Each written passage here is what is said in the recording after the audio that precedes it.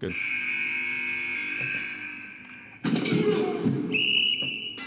You're now listening to Sport Champs. What up, you guys? Welcome back to Sport Champs. And if you guys haven't noticed, we are live for the first time ever. What up, Dave? What up? What up, Winston? What up? How you guys doing this week? We are getting started. We got an epic UFC London card. We got a lot of shit in the news, and you are here watching Sport Champs. What is up, you guys? How you guys doing?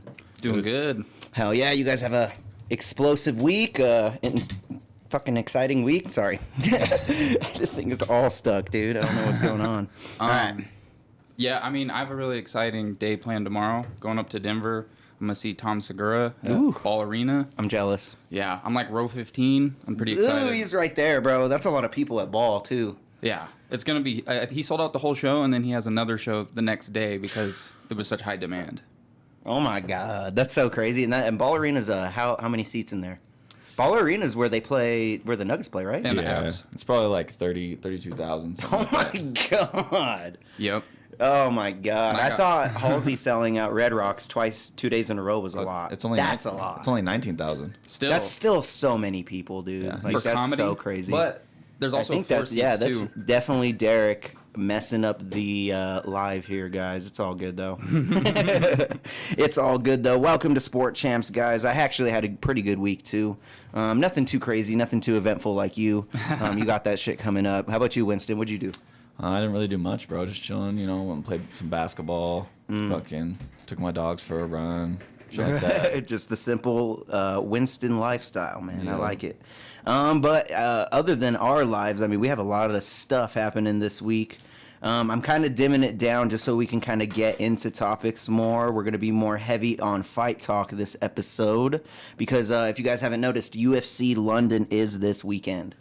Tomorrow. Yep. Tomorrow. I think noon. At like It's noonish. like another early card last week and this Let's week. go, dude. I'm honestly so excited that they're back in London. Mm-hmm. I'm so excited. We have a lot of freaking fight news this week, dude. A lot. Again, no watching clips this week, you guys. Shout out to everybody watching live as well. We're going to start doing more live. I want to do this live because, one, it gets up right away. You guys have a full day to except for this time, a full day to watch it. I mean, you guys don't really get a full day this time because it's a day card, but... we're here right now. I wanted to get this out to you guys as soon as possible, so you guys will be seeing Sport Champs live all the time when we can, okay? We got our boy Derek in the back, freaking working it like Cinderella. You know what I'm saying? He ain't got the 7 dwarfs. Oh, wait, that's a different movie. That's Snow White. I but, mean, it's Disney. Close. Yeah. Mickey Mouse wouldn't care. So let's get right into the sports news, man. I think we should get into the sports news that isn't fighting heavy first, and then move on from that. Starting, man, I mean, we didn't end... on the top, it's good to address right away. Sorry that we missed last week, you guys. We just had a lot of stuff going on with the Sad Boy Prolific interview and just everything going on. So sorry we missed last week. That's another contributing factor to why I want to do this live all the time, too, because it's up, it's out. All we got to do is change the description and the title. You guys can just watch it with us, you know what I mean? Or do it with us, you know what I'm saying? So... what is up, you guys? You guys are live right now, watching this live if you are. And if you're not, that's fine. But starting on the top of these news right here, we got Brittany Griner sentenced to another 6 months of detention in Russia. Could get up to 10 years for that good old CBD pen she had, man. Crazy. And I wanted to talk about this last week, too, because this is kind of last week's news, but I felt like this was still something we needed to talk about because... yeah. This is It's huge. pretty crazy. Yeah, it's pretty huge. We even had Steph Curry calling for her release at the ESPYs, wearing her jersey. Yeah. Which shout out to Steph. That's a good showing of solidarity. That's what's up. Using your platform to shout out something that you truly believe in. I mean, not even truly believe in, something that's right. Like that shit's wrong as fuck, dude. Yeah. Whether it was like she did it like on purpose or accidentally, that doesn't matter. Like, no one deserves to be in prison for This is an freaking athlete CBD too. pen. Like, bro, this is a hard-working athlete. It's gonna go play games, make money for you. Like, they're gonna put asses in seats. So that's you're why just, she was there. Like, It's crazy. Yeah. But honestly, it's like a pawn. I think. Yeah, it's absolutely. like Russia's like, yo, give us the most dangerous arm dealer in the world back, and you get your basketball player back. Like, it doesn't. I don't know. Yeah. It's like they're doing it on If they purpose. weren't at war right now, she would be free. Like, I think this so. is Absolutely. terrible timing. This is just the bro. worst timing. Yeah. I Like- couldn't have. Oh my goodness. That's. Because there's always a price, and like it would have been paid by now. It really would have been. Like- it would have been. It's crazy. But in that goes to say something, because there is always a price. Even in war, there's still a price, bro. If LeBron James, I said this before, but if LeBron James is over there, guarantee he's back, bro. Oh, yeah. Without a doubt. Cause You there's think so? Oh, there's so much politics and money involved, bro. Like, LeBron would have been out of there ASAP. Why do you think they're not trying so hard to get Britney back then? Well, I mean, number one, you're not going to pay as much because she's not going to bring as many eyes, and it makes Russia look really bad. It does. And so it's news as well. I mean, I don't think they're doing it on purpose. I don't think they're like, yeah, let's keep her there. It's good for us. But I don't think they're as motivated if it was LeBron James. It's so crazy. That's sad to say. That makes me Yeah. sad because she's a really good player too. She's really good. Absolutely. I think any American that, I don't know, any American, you don't even have to be in the WNBA or the NBA. Like, I feel like any American should be safe. But, I mean, yeah, so if you guys didn't hear that, again, she's sentenced another 6 months of detention before her trial. In Russia, they're just pushing it back and pushing it back. That's so crazy. That must, it must suck, dude. How long has she been there? Like 6 months Since, already? like, February, I think, Since right? like the March? invasion of Ukraine, basically. Yeah, since Yeah. that shit started. Okay. And she hasn't been able to talk to her wife since. And Yeah. Russian prisons Crazy. are tough. They Oh, like, yeah. They have like labor prisons and shit like that. They had this chick in a Nirvana shirt. Like, like Down bad. They're like, we got a 7-footer here. We don't have to get ladders anymore. All the shit on the top shelf is easy to get. fuck, dude. It just, all that being said, man, Free- shout out, free fucking Brittany free Brittany Griner. Griner, man. That shit's so sad. Fuck that. Free Britney, but this time it's Brittany Griner. Yeah. Right? Yeah. Isn't that ironic how that happens? It's just Fuck. coincidence. Yeah, coincidence. So yeah, that happened, man. What else we got up in here? We got Drew Brees buying a major league pickleball team called the Mad Drops, dude. Fire. Crazy. Shout out Brees Drew is Brees. out here. He's out here. I'm gonna open Pickleball's this on link the up. rise. It's like It is. It's like a pretty. It's very high rising sport. Are we gonna be talking about pickleball on Sport Champs? Probably Anything's not. possible though. Probably not. This is all But probably not. If it makes Sports Center top 10, there's a chance we'll be talking about it. honestly, if there was a swaggy ass fat guy that was really good at pickleball, I'd talk about him. There So, you go. That'd be fire. Apparently, Big sauce. former football quarterback, Legend. you know, the legend, just bought a pickleball team called the Mad Drops, and now joins an ownership group that includes the LA Lakers co-owner Jim Buss. There you Oh, go. nice. Hell So yeah. they're getting in the pickleball game, and they, and quote, "I'm stoked to be the newest team co-owner for the Mad Drops Pickleball Club in Major League Pickleball, dude." Yeah, crazy, dude. bro. The MLP, MLP. dude. That's pretty sick. The MLPB. Come pretty fire. on, dude. Yeah. He sounds excited. I want to know Hell how much yeah. he paid though. Like, how much you paying for this? Facts. And like what It doesn't percentage is he say. associated? Is he like a 5% owner or is he like a 48% owner? All right. How much does a He pickleball says team our appraise 12 for? team. Yeah. It's a 12-team co-ed league Oh wow. that represents an incredibly competitive and exciting brand of pickleball. Damn. Dope. I didn't know pickleball crazy. was like that, bro. That's crazy. It's I'm not gonna lie. I'm not really too familiar with pickleball. Says if you aren't like familiar, old person tennis. it's essentially a mix between tennis, badminton, and ping pong. Players use a paddle to hit a plastic ball over a net onto a court. If it has anything to do with ping pong, I can go pro at that. Oh God. What? Dude, I had a Dave ping pong- on pickleball? Dude, I had a MLPB, dude? I think I'm beating you in pickleball, Dave. Dude, I'm calling I you out. really I've think never Winston. played pickleball, but I will beat you at table tennis, my friend. I mean, yes, I'm terrible at ping pong. It's like tennis. Really? Yeah, I'm not good at ping pong. I'm not very good at ping pong Yeah. either. table I tennis, feel like you my short uncultured arms, swines. Nah, Short bro, arms. ping pong. They don't get respect. Have you seen? That shit's hard, bro. Oh, for sure. Not even gonna lie. Saw the movie Balls of Fury. Had a ping pong table in my house that month. Oh yeah. He would. He's the dead. type. Him and Yeah. his brother would definitely do We that. named our Ooh, basement who's Ding the Dang, be- so you could play ping pong and Ding Dang. Yeah. And damn it. my shout out Steve, my brother. He's the least athletic looking human being you've ever seen, but he's actually decently Roasted. athletic at like most things. Oh, It's so he weird. beat- so he he's beat better your than ass. me at that. He's better than me at baseball. The only sport that I just head over shoulders was better than him at was skateboarding. Hey. Yes, sir. This guy's an extreme sportist. I guess. So shout out to the Mad Drops and shout out to Drew Brees spending some money on that. Yes, sir. I thought it was funny. That's why I wrote it down. We also got tennis officials confirming that Novak Djokovic. There you go. Thank you, Winston. You're welcome. Will not compete in the U.S. Open unless he gets vaccinated. Yep. Damn, we're still doing this? That's tough. That's my thing. We're That's still tough. doing this? If you're not American, then you have to be vaxxed in order to come into the United States. Really? I Yeah. did not know that. Yep. Well, I didn't know that. I mean, I'm double vaxxed, but Double? I don't. He's doubled up? You got to take two. You know what I'm saying? You got the Pfizer and the Moderna near? No, I just got the Pfizer. It was like one, and then another one like 21 days later or something like that. Oh, That's just normal, That's bro. just normal vax. Oh, that's normal That's vax. Well, they normal vax. stabbed me in the arm twice, so I'm saying Yeah. double. If you get the booster, maybe that's double. Okay. All right, What- no more vax talk. We're going to Yep. get fucking shadow banned. So, yeah, Novak will not compete. He said, oh, I got to get one of those? Never mind. And he just won the Wimbledon. So Just won the Wimbledon. He's I was on- going to put money on him, too. I did put money on him. How much did you win? I only put like $3. It was, Oh, it was still a free. fire. It was a free bet that was gonna expire. So, So you're like, I I just put had it to on bet him. something, and I was I like, bet he was like a minus 100 or something, right? yeah, I only made like $2 or $3. Nah, It wasn't screw nothing it. crazy. I feel that. But yeah, I mean, it sucks that it's still the rule, but you know, it's He's a 3-time U.S. Open champ, too. yeah, He's He a was beast. also banned from the Australian Open for the same reason. really. Yeah. That's what it Damn. says. 29. Man, this guy is the how old am I? This guy's 1 year older than me. Damn, And that's crazy. he is a legend in a no, sport. That's so he's- crazy to He's me. really good. That's one thing watching sports, especially at growing older. Like now I'm starting to see all these athletes younger than me and I'm Dude. like, Dude, dog. I'm like, crazy. why are these? Oh, dude. I'm like, I feel like I'm not genetically gifted Oh, when it man. comes to sports because I'm like, I mean, Nikola Fuck, dude. Jokic is like 25 years old.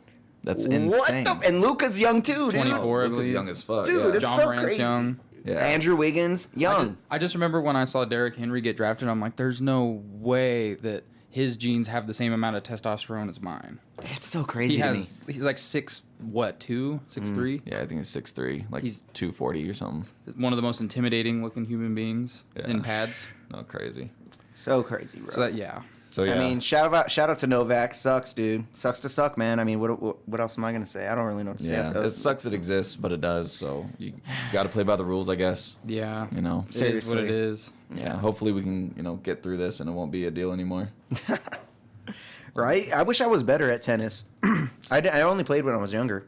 Did you guys ever play tennis? It's so really. demanding athletically. Running around all The homie times. Chase played tennis, and he Yeah. said he was pretty good because he's really lengthy. yeah. He he's could really just tall lean and long. just return. Yeah.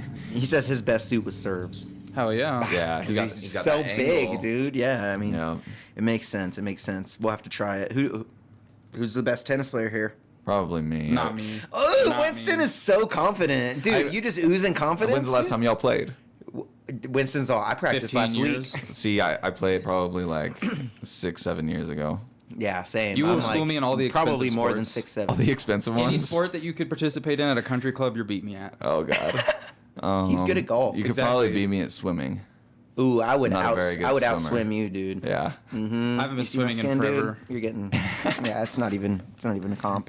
Oh, All right, but yo, let's touch back on to Jake Paul and Hassim Rahman Jr. Let's talk about that again. I wanted to talk about it last week, but crazy. So remember how I was talking about him being kind of like a cannon shit? Yeah. I wanted to talk about and bring up how he has around over 100 amateur boxing fights. Okay. Which is very significant if you're going to be fighting in boxing. I mean, 100 amateur fight. And on Ariel Helwani's show, he stated, I don't know, about 100. He says maybe 80. He's like, I honestly have no idea. That's crazy to me. You have Oh, a 5-1 Jake Paul Yeah. fighting a 12-1 Rahman Jr. and that's really unheard of in boxing. Usually, you never really see someone who is 5-1 fighting a 12-1. That's not they don't do that. That's not a thing in boxing, really. So it's a huge step up for a boxer, and it's a huge step up for Jake because he's a bigger guy. I actually seen them right next to each other face off, and I'm like, ooh, big dude, Yeah. big dude. Biceps are huge. Has that knockout power. Yeah, he's coming off a knockout loss. But it's to someone who was 21 and like 3 or something, 21 and 2 or something. I'm pretty sure he was Actually, like, he was undefeated. Yeah, I he was like think. 22 and 0, I think. 22 and 0 on believe. 19 knockouts. Usually a 12-1 doesn't fight a fucking. He took the step up. Rahman took the step up, and got knocked out. So you think it's going to be a better fight now? I put money on Rahman. You did. I put money on him because he's the underdog. He's a plus 170 right now. Or Gotcha. no, plus 170 right now. That's not a huge underdog. It's not huge, but it's money in the bank if he wins. You know what I'm saying? And it's kind of scary for Jake, bro, because one, it's a new fight on short notice. It's not that short notice, but it's short notice. And the what scares me is the amateur boxing fights. That's a lot of fights, man. Yeah. It's a lot of fights in the ring. A lot of CTE. Am I right? Yep. So I'm just, I'm more. It makes me more excited for it, but I don't know.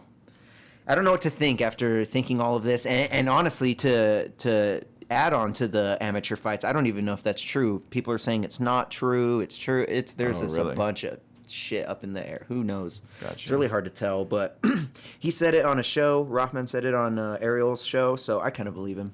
Yeah. Why would you lie about that? Yeah. Oh, he said it? He said it on Ariel's interview. Well, then even if he doesn't have 100, he's probably got like 50 or 60. It's a lot of You know what fights, I mean? man. So, it's a lot of fight, and he grew up fight. His dad is a heavyweight. Like it's all of this weighing, like hearing all of this. I'm like, this is looking less and less appetizing for Jake. Yep. Less and less appetizing. Jake Paul, you could argue, maybe has some of the best training in boxing. He has better trainers than Rahman because he's so rich now. In time, and money, like. If Jake Paul can win this fight, I think that's a huge step up for Jake Paul. I would be the biggest step up. The first and real after realizing all this, it's honestly the first real boxer now. Yeah. Let's face it. Harder fight than Tommy Fury. Yeah, Tommy harder Fury fight. was a can. For sure. He's a can. Did He's a nothing can for him. compared to Rahman. This is a brag-worthy performance, assuming he pulls off the victory. So it makes me more excited for this fight. August 6th, Madison Square Garden, dude. Come on, MSG. Let's go. It's going to be fire. One thing I wanted to talk about, too, is their hydration clause, though. So Jake is I saw making that. it very difficult for Rahman. That's the thing. Like, they also told him, take this fight. This is happening. This is your pay. You're not getting any pay-per-view points. Take it or leave it. You'll never get this chance ever again. So he took it. You know what I mean? That's how Jake is. And that's the thing with these Jake Paul fights. They have the power to do this because they're the ones bringing all the money. For sure. So they can put a hydration clause. So this guy has to weigh in at 200 pounds, 5 pounds under his normal limit. Yep. It's hard to do when you're a boxer. When you're a big guy, too. He cannot weight back over 214. If he is one part over 214, every half pound he's over 214, he's fined 25% of his fight purse. What the fuck? Yeah. So there's a strategy in boxing with like the bigger boxers who can manage to cut weight to where they rehydrate. Yeah. And like there's times where guys will go in there like they'll be weighing 20, 30, maybe not 30, but like 20 plus pounds heavier than they weighed in the day before. And then that creates an advantage because if they're the naturally bigger man, that's going to like show up. Sometimes it's 20, like Moreno on that Figueiredo fight. Yeah. Or, is it Moreno? Moreno, yeah. Brandon Moreno, sorry. He cut back, or gained back like 27 pounds. Oh, yeah. On that fight. That's a lot. Michael Chandler But says yeah, they're limiting same thing. Hassim, dude. They're trying to do that Hassim, huh? They're doing that because he's the bigger man. Seeing them next to each other is very scary. It's very scary. But honestly, Jake's a good boxer, so like I'm really excited to see what's going to happen. I honestly wouldn't be surprised if Jake gets knocked out. I'm betting he loses. There's going to be a betting he knockout loses. for sure. There's 'cause definitely this fight is not going the distance. Jake's thing is, from what I've seen, which isn't a whole lot, is mainly hooks. He'll jab, obviously. He'll jab. but He has a nice jab. He's more of like a power puncher is. than like a Wind-up guy. technical. Yeah. And these guys have trained before. Mm-hmm. So Jake Paul brought in Rahman to train for the Nate Robinson fight, and that was when he was first starting. Hassim says that when they were training, he literally only trained with one arm. He did not use his right hand. He was only using his left hand. Yeah. Just to give Jake a different look, because that's the point of bringing in other sparring partners, to give your fighter a different look. Mm-hmm. And there was a lot of, you could watch this all on video. There's a lot of back and forth between them, and Yeah. dude was saying he only used one hand against him. So once I get two hands on him, what the fuck's gonna happen? Did you see that press Because conference? it's different when you're training with each other. Yes, I did see the press conference. I'm sad it was so short. It was very short. Very accelerated. It was. But I think they, as dumb as this may sound, they probably don't want to put any media, like, pay-per-view dollars into this because they've already dumped Tommy Fury money into it. Like, they've already exhausted an entire media coverage leading up to this. So any dollar going into it is money lost, per se. But that's why I think Jake was like, Hassim's asking for more money, making up all this shit. I think he made all of that shit up because even Hassim's like, I never did any of that. You're fucking lying. Yeah. I think he did that because he knew that. Like, we have to market this fight. How am I going to market this? True. Jake's a smart guy. That's a way to market it because people looked into it more. People were like, what? True. Just brought more attention to it. True. It is an extra set of eyes if you look at it from that perspective. Mm-hmm. I thought it was interesting when Jake was trying to insinuate that, like, they posted like a segmented clip of training footage between him and Rahman, and it looks like in the very segmented moment that Jake was like getting the better of him in like one of those exchanges, and then Rahman says like, why didn't you upload the whole bout? Like, there was a moment where you literally ran for me, turned your back, and ran. And I'm only using one hand. Yeah, I'm using one hand. I'm excited for this fight. I'm really excited because this is a real test. This is a real test. Like I said at the beginning of all this, a 5-1 boxer, even if they're the best boxer that you've ever seen coming up in pro boxing, does not fight a 12-1 boxer. Does not. It doesn't happen in boxing. So what he's doing is, it's a very risky move. There's been one exception. It probably happens. I mean, don't get me wrong, guys. Like, I'm fucking, who am I? But like, it doesn't happen that often. Look it up. So, I mean, he had a bunch of other bouts and other boxing organizations or whatnot, but on his, I think, 6th bout of his career, Vasily Lomachenko was fighting for a belt at MSG. So, he's done it too, but he's one of those boxers who's got like 10 fights in his professional career, and he's in the pound-for-pound rankings because he's so good. He has lost, but he's so good. So, Jake Paul can honestly compare himself to the trajectory of that. He can't necessarily compare himself to the fact that he's not fighting for a belt right now, but if Jake Paul wins this, he has nothing preventing him, if he has the intentions to keep fighting and he has belt intentions to try to get there. The way boxing works, he's definitely going to get some favorable matchups for the foreseeable future. Promoters want money. They don't necessarily care about, like, scraps. Straight up. I think if he loses, I think it hurts Jake Paul's career. It does. It does a lot. Because why would Nate Diaz want to fight you if you're losing to a 12-1 boxer? Facts. That no one really knew before this. Yeah, but you know what I mean. That you guys said that he's taking the risk. He's good. He's probably better than Jake Paul. He should beat Jake Paul. And if he doesn't, Jake Paul's the real deal. Yeah. And I already think he's kind of the real deal. He knocked out a UFC champion.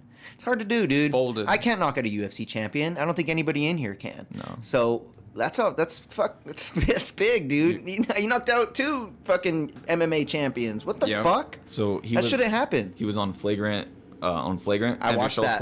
It was a good pod. It was a good pod. He said that his goal is to be champion. That's what he said. He wants to fight Canelo. Championship. He wants a championship of boxing. Do I think that's gonna happen? No, absolutely not. Nah. But the fact that he wants to do it and he just loves boxing that much, he doesn't have to do this. He made a hobby. He has a professional hobby. Yeah. Straight up. One of the highest paid athletes last year. Yeah. $35 million or something like that. Put it all in crypto. I know, damn. That's not true. Oh, it's not true? Okay. No, people said that. Winston's on it. Yeah. It's a fake news. But yeah, I mean, going back to the fight, I don't know what to think. So let me summarize it like this. I want Jake Paul to win because I want to see a Jake Paul Nate Diaz. I want to see a Jake Paul McGregor. I want to see all that. You know? I mean, speaking of that too, did you see the video that Jake Paul responded to Connor? Yeah. Oh my God. Dog. Yeah. Went on a jet, dude. On the jet. Wow. Can we just listen to that real quick? Let's listen to it real quick. I sent you that at work. I was like, you have to listen to this. Let me pull it up again. It's long too, isn't it? Like it is. Let's see. McGregor just tweeted at me because of this interview. He has to get active again. You know, who knows? Hey, let me go up a little bit more. Let's see what it's. Then you are in the octagon. Oh, okay. Are in the octagon. Stop taking Trenbolone and start taking fights. You're more actively cheating on your wife than you are in the octagon. Your priorities are mixed up. Put down the bottle and get back to fighting. You haven't won a fight in 5 fucking years, and the last time you did was against Cowboy Cerrone, who hasn't won a fight against anyone. It's Cerrone. Cerrone. I'm a nobody, you say in this tweet. Well, yeah, you're right. I'm just a fucking kid from Ohio. I really am a nobody, but this is where you... All right. So basically, go watch that shit if you guys haven't seen it. But he just went in on Connor, bro. Went in on Connor.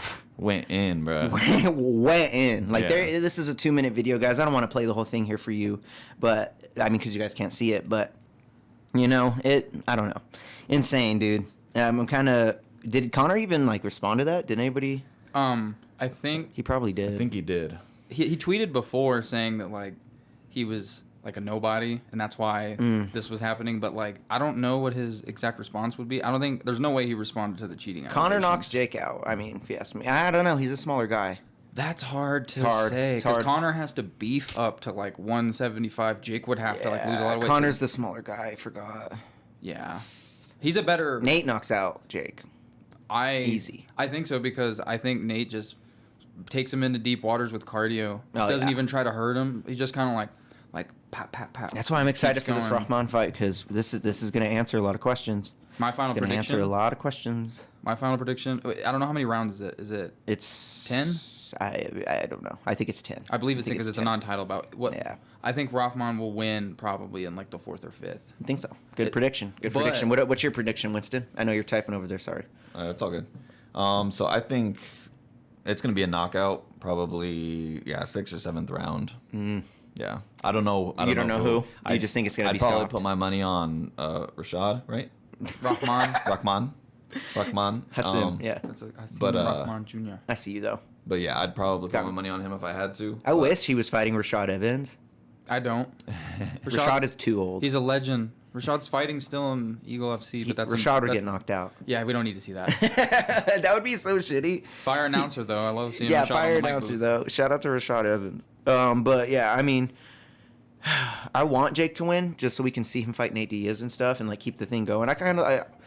A lot of people don't like what he's doing. I'm here for it, bro. Like, it makes me more into boxing. I mean, I got more into boxing because of it. Like, it's very interesting to watch. He's knocked out 2 UFC champions that are not 2 MMA champions, excuse me, and it surprised the fuck out of me because you don't see that usually. I mean, it's another sport. It's a different sport, so that makes sense. But still, man, you're fighting. It's a fight at the end of the day. Yep. I think it's good for boxing. It's great for boxing. Yeah. Anybody who says it doesn't, I don't know. So it's actually 8 rounds. 8 rounds. Yeah. See, I knew not a lot. I knew it wasn't a full. 2-minute rounds? Are they fucking? Probably. That's kind of lame. Doesn't say from what I'm reading. Should be 3 minutes. You go for 3. You know, if you're gonna do 8 rounds, do 3 minutes. Because 8 2-minute rounds is, I don't know. I think that's what we're. That's like what we're amateur getting fighting. That's probably what we're getting. I'm not gonna be surprised, to be honest. I'm not going to be surprised. So I think that's really it on the news, other than our MMA talk. But yeah, I wanted to stay. I did put $10 on Rahman. Yeah. Just after I seen the conference, because he was holding his own on the conference, bro. Like, he was literally like shooting. Like, you could tell that Jake Paul was getting a little frustrated. And Rahman didn't seem like he was stepping out of his actual character as a person. Bro. He was trying to like antagonize, but I don't think at any moment he was like being someone he wasn't. We also have to talk about how he's been to prison before. Yeah. He spent 3 years in prison. Well, he's seen dangerous waters. He'll be all right. That's what I'm thinking, bro. You're fighting someone who went to I mean, it was for like vehicular homicide, but like, I mean, you know, it was prison still. Okay. Yeah. Fuck. So I got a topic for you guys. Oh, do you guys know about Vince McMahon retiring? I did. I was gonna. I didn't write it down. He did that today. He retired from WWE today, and this is the first time we're talking about pro wrestling on here. Expect it more because I grew up watching that shit. So did I. I talk about it all the time. I wear like my Stone Cold shirt. You already know. Yeah, you guys already know. Big news we talking about, and that's big ass news. That is I mean, is he the GOAT of wrestling? Like, no, you know what I'm saying? He has the Enterprise, like the greatest umbrella corporation that wrestling has had that's withstand like all other competition. But to say that other wrestling isn't great would be a slap to the face to all those amazing organizations. AEW is awesome. AEW. I love AEW way more. I love how Tony Khan brought back Ring of Honor. There's going to be a Ring of Honor pay-per-view tomorrow. He bought him. He still has the ROH titles. Tony Khan's making moves. And honestly, I think this is bad for the WWE. Because no one is going to run that organization like that man right there, Vince McMahon. And I think all this retirement talk and all that, he would have died the CEO of WWE. He would have died in that role. You know why he's all retiring? This is because of the allegations against hush money him. allegations. The hush money and I mean, they're not allegations no more, really. No. This all really happened, and he really did pay all that hush money. So it's just a bad ending. See, Damn it. I think he's just gonna run it from the outside. I think his daughter's gonna be the face. Stephanie. But then He's running that He's shit. running it Oh, from yeah. So he's still running that makes it. sense. That makes sense. It's Yeah. still But- sad to not see the man. Dude, he was like an icon. I wasn't super into WWE. It's like but it's not having everyone- Elon in the warehouse anymore. Like, you know what I mean? Like, He's got that infamous song, "You Got No Chance in Hell."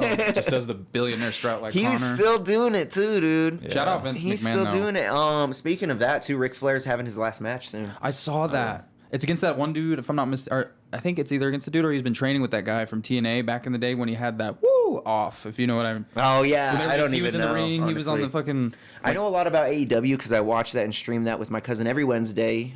Twitch.tv/Heel Josh. Shout out Heel Josh. Every Wednesday we do a sidecast with AEW, so like I'm way more in touch with that than WWE. I don't really know anything too much WWE. I have some favorite fighters, obviously, or not fighters, favorite wrestlers, obviously, Athletes. but yeah, favorite athletes, but Well, I don't really watch. I'm not into WWE like AEW. AEW I fuck with. I just want to say that I think one thing that could help WWE, and it's like if Vince legitimately steps down from all responsibility, doesn't take any like backdoor authority, and then allows someone else to have a little bit of creative control, I think that they're gonna get a lot. Like, I think the WWE has a formula that the way that they try to like promote like athletes.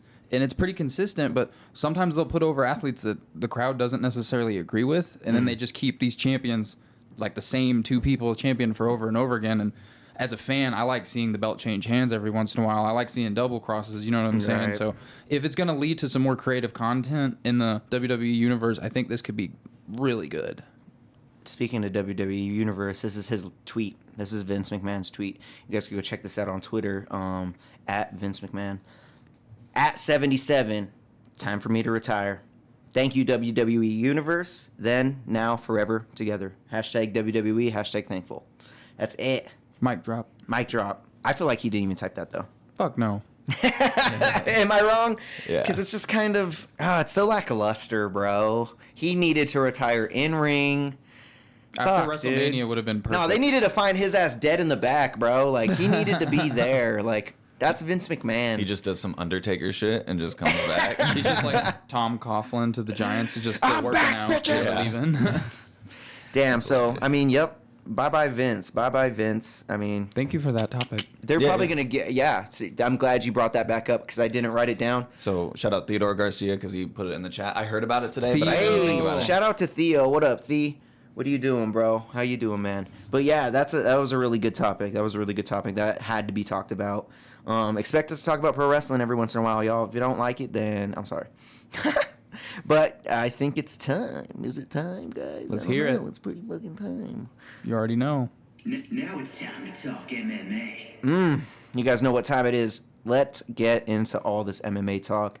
Let's just get it all out. I think we should talk about the last fights that we just kind of dealt with. Yep. Let me type this in my trusty iPad real quick, and we'll go over the last fights real quick. Yeah, Then you're- we'll just get into the other ones. But let's talk about this Ortega Rodriguez card. Yeah, that card was honestly It was amazing. wild. It was a lot of violence. And when you get those cards, when there's some fighters that you're not too familiar with, you go in with no expectations and you just get fireworks. And I lost all bets but one.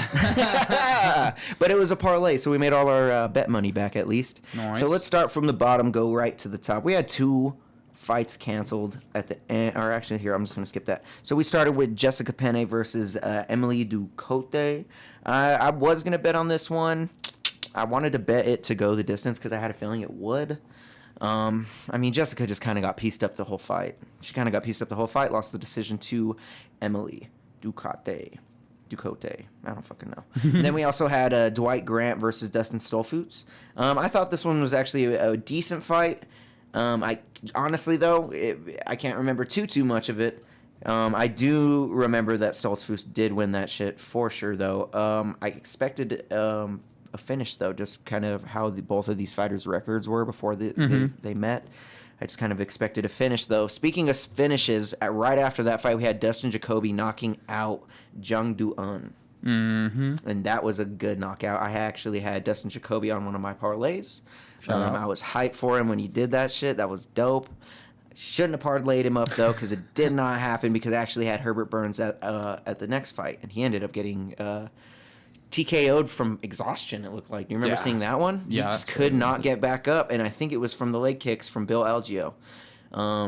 I really thought Herbert. I put good money. I mean, not good money. I put some money on Herbert Burns to submit him, and he almost got it fucking done. triangle. He had his fucking he was so close, but Herbert's he was just too tired, I guess. I don't know what happened. He couldn't get the submission and couldn't get back up. Ref waved it off. End of the fight for that. Speaking of submissions, Ricky Simone doing it against Jack Shore, Brother. giving Jack Shore his first one. Dude, Getting rid of that 0. Fire. I wish Simone didn't cut his long hair because it was such a cool little brandable thing. It was. But with or without the long hair, such a fan favorite. He is Juggernaut. five fight win streak right now. He's killing it. And He's the strongest in bantamweight. I'm saying it right here, strongest in bantamweight. He is. Did you see how His he back? picked His up back? Jack Shore like he was nothing? He fucking threw him. Oh man, Ricky Simone dominated that fight. It was not Jack Shore's fight at all, and I had Jack Shore parlayed up, and that's kind of what killed some good bets for me. Jack Shore was undefeated, so he was the favorite. I was thinking about picking Ricky Simone too, man. Fellow Ricky, shit. You know what I'm saying? Shout out to he's Ricks. definitely a better Ricky than Ricky Starks. I will say that. But I'm just sad Jack Shore lost because I really thought Jack Shore was going to win that. I thought he was going to keep staying undefeated, man. He was going to be one of those fighters. But all that being said, I'm sad he didn't fight on this upcoming card, UFC London. That's where he should have fought. He's out of Wales. You know, what the fuck? Yup. After that fight, we had Punahele Serrano versus Dalcha Lungimbula. And Lungimbula got knocked out in 28 seconds in the second round. So shout out to Serrano for that one. Soriano. I think it's Soriano. Going on to the main card. God damn it, did Miesha Tate lose. God damn it, did Miesha Tate lose. Did you guys see her face? Yeah. She got, Did you see her face, Winston? I did not. You didn't see it? I did not see your face. Bro. She fought Lauren Murphy. Lauren Murphy beat her ass. So, I had Miesha parlayed up too. It was a tough weekend for the bets. You know what I'm saying? Like, Miesha. Yeah. Parlays are hard to hit, bro. They're hard to hit. You know, I'm still hitting them though. You know what I'm saying? Like, I'll still hit like one. The last 2 weeks have been rough for me though. Literally the week before last, I didn't win one bet. And then this last week I only won one and just won my bet money back. Yeah. But honestly, still I'm just not down money because I'm still up a bunch of money from the previous weeks. From the parlays, because you make really like risky parlays, but you only need to hit one to make all all the money back. Exactly. You bet small, you win big for the parlays. So. And speaking of big wins, which might have been a little controversial, Shane Burgos taking the big win versus Charles Jourdain. Did you watch that fight? Mm-hmm. Yeah. Who'd you think won? That one was kind of like a coin flip for me. That was like because like Burgos was so strong in the beginning, and then Jourdain ended it strong. Yeah, exactly. That could have been a 10-8. That's exactly what I was thinking. But it could have been a 10-8 draw. Boom. That would have drawed the whole fight. In New York, they fought in Long Island, I believe. New York athletic commissions are notorious for having the most questionable judges. Yeah.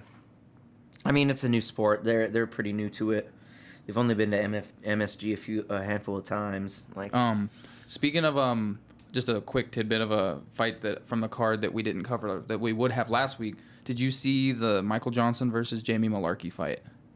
Yes, and that was on not this card. That was on the Dos Anjos Fiziev card. Yes. And I did not. Okay, so yeah, that was the day. That was a robbery, right? They were saying that's a robbery. That was the Twist performance. That was the Twist. Okay, but I went back and rewatched it because I'm a huge Michael Johnson fan, and like Michael Johnson dropped Malarkey like down bad in the first round.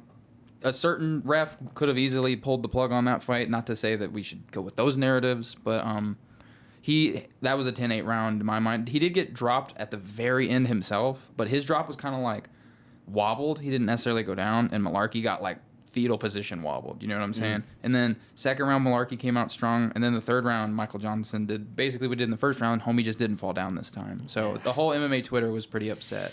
I just wanted to mention it. It sucks. That was a big fight to me. Judges are the worst, man. That's why. I don't know. I would watch that whole fight with Shane Burgos and Charles Jourdain. I think Jourdain stole it at the end, man. I do too. Honestly, that first round was iffy. It was an iffy first round. You could have really gave it to. I think Shane stole it, but barely. With crowd noise. I'm not even trying With to be crowd funny. noise. Because he was the he fights Yeah. out of New York. He's fighting in New York. In and last his time he fought hometown. in New York, they was like a barn burner as well. So And I don't know, maybe the first round wasn't iffy because he took his back twice. He almost choked him out. It was one of those that if it went either way, I wasn't necessarily sad at it, but I also wouldn't be sad if there was more draws in the UFC or just in sports. I don't know. It's hard. I mean, hard loss for Jourdain. I know both of those fighters won that, or thought they won that one. Yup. Next fight, Matt Schnell.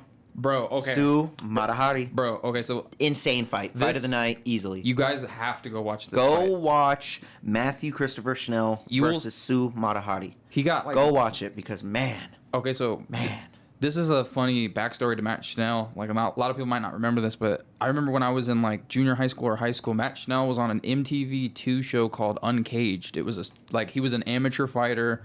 It was just following a couple of amateur fighters.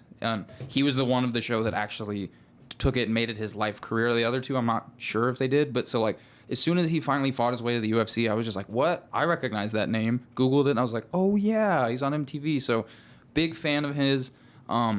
That fight, his last fight was prior to this. I think it was like 6 weeks prior. He lost, but it was like a quick choke out. And that fight, he was fighting after like a week from the death of one of his parents, I believe. So I personally would have pulled out of that fight. That's pretty terrible news. But shout out Matt Schnell for like bringing it back. That fight was insane. You looked like Chris Lieben 2.0, just eating elbows and walking forward. And let's kind of state what really happened because I'm sure there's a few people that didn't even watch that fight. Like maybe Winston didn't catch it. So we had Matt Schnell, mostly a wrestler, kind of has a good amount of subs, some decision wins, fighting a Sue Matahari that is, he knocks people the fuck out. He's a big guy for the flyweight division, very tall, very lengthy. His hands are undeniable. We had a real nice back and forth with these guys. Sue Matahari debatably beat Matt Schnell's ass. I think he dropped him twice in that first round.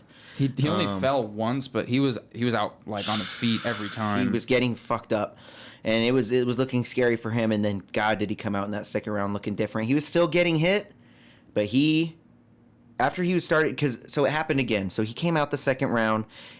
Kept getting tagged on the feet, dude. Matahari was giving it to him. Elbows. Standing elbows, framing onto his body, and then just rolling into these elbows, cutting Schnell. Schnell was bloody mess. Yeah. Schnell took him down. Yeah. Mounted him.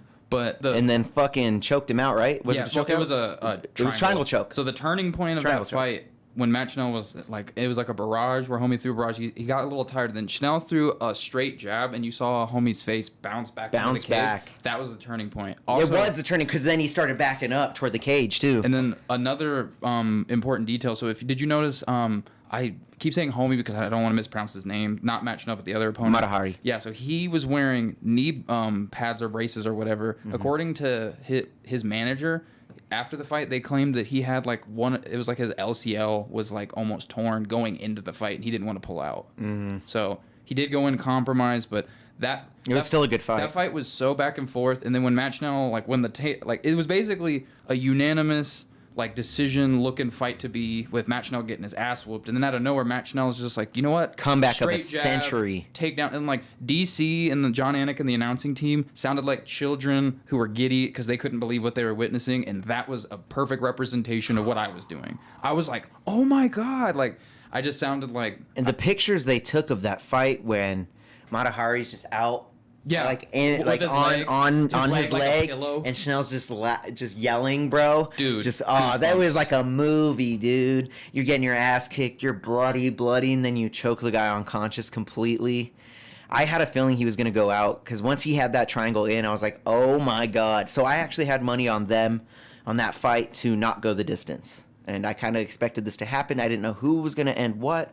I just kind of had the idea that Matt Schnell was either going to submit him or Sue Matahari was either going to knock him out. And boy, was I right. Yep. Because we had... Both happened, basically. Yeah, I mean, holy shit. Got both. Holy shit. I'm going to bring up my bets that I had to. We're going to go over those after we go over these last three fights. After that Matt Schnell banger fight we had Li Jingliang versus Muslim Salikov. And that was a fucking banger fight too. Yep. I was very scared for Li Jingliang because we had Salikov throwing fucking spinning hook kicks and shit, and fucking it was insane. I don't even know if that was real kick that I just stated. This but was his first fight coming off the Hamzat loss. Yeah. So this was a big fight for him. Get his momentum back. And it was a good knockout. I'm so glad it happened. I had Jing Liang parlayed up with Shane Burgos and Matt Schnell and Sumata Hari to not go the distance. Threw $5 on that, won $30. How do you feel about at the end when he was celebrating? His team handed him his native country flag, the flag of China, and the UFC ripped that flag from him. Said he couldn't have that flag in his celebration. I did not notice that. He was like on the top, or he was getting on top of the cage, and he had it like he was about to do the whole cape thing, and before he could do that, like a UFC person just ran up and just yeet and just took it. That's fucked up. They wouldn't let him have it, and he was all looking around all confused. He's not trying to make a political statement. He's trying to be proud Just of rep his where he's fucking from. country. He's one of the few Chinese fighters. It's because Russia's in war right now. That's why. Since Russia attacked Ukraine, flags have been out. Well, I don't know if this was like a why. New York that Athletic true? Commission. Yeah. They've banned Since- all flags. Yep. Oh yeah, they If don't they're have not- flags. If they're not singling out China, then it's not that big of a deal. Everyone's but flag. it's still a story. I totally agree. It's still fucked up. It's still fucked up. Dude, let them Dude, this is fighting, man. This has nothing to do with the war. Let them rep their fucking country. If that's the case, Especially if then- they got a second round knockout, dude. I mean, don't tell Come fans on. to yell USA then, or don't allow it. Yeah, Discourage dude. it, because that's basically a backhanded way of saying fuck whatever country you're from. You know, Like, it sucks. I mean, but what can we do? What can you do? Putin fucked that one up for all of us, huh? I suppose. But moving on, Yep, we next got the women's strawweight co-main event. We had Michelle Waterson versus Amanda Lemos. I actually did a bet right before the fight started on FanDuel, and I bet I think $5 on plus 700 for it to end in submission. I didn't know who, didn't know when, didn't know what. I just knew it was going to get in a submission, and boy, did I hit that one. Because we had Amanda Lemos submitting Michelle Waterson Poor in the thing. first 2 minutes, really, in the second round. It's hard because now Michelle Waterson's sitting at 18-10. Poor thing. Yikes, dude. And when are we... I don't want to say when, but I think we're seeing Michelle Waterson on her way out.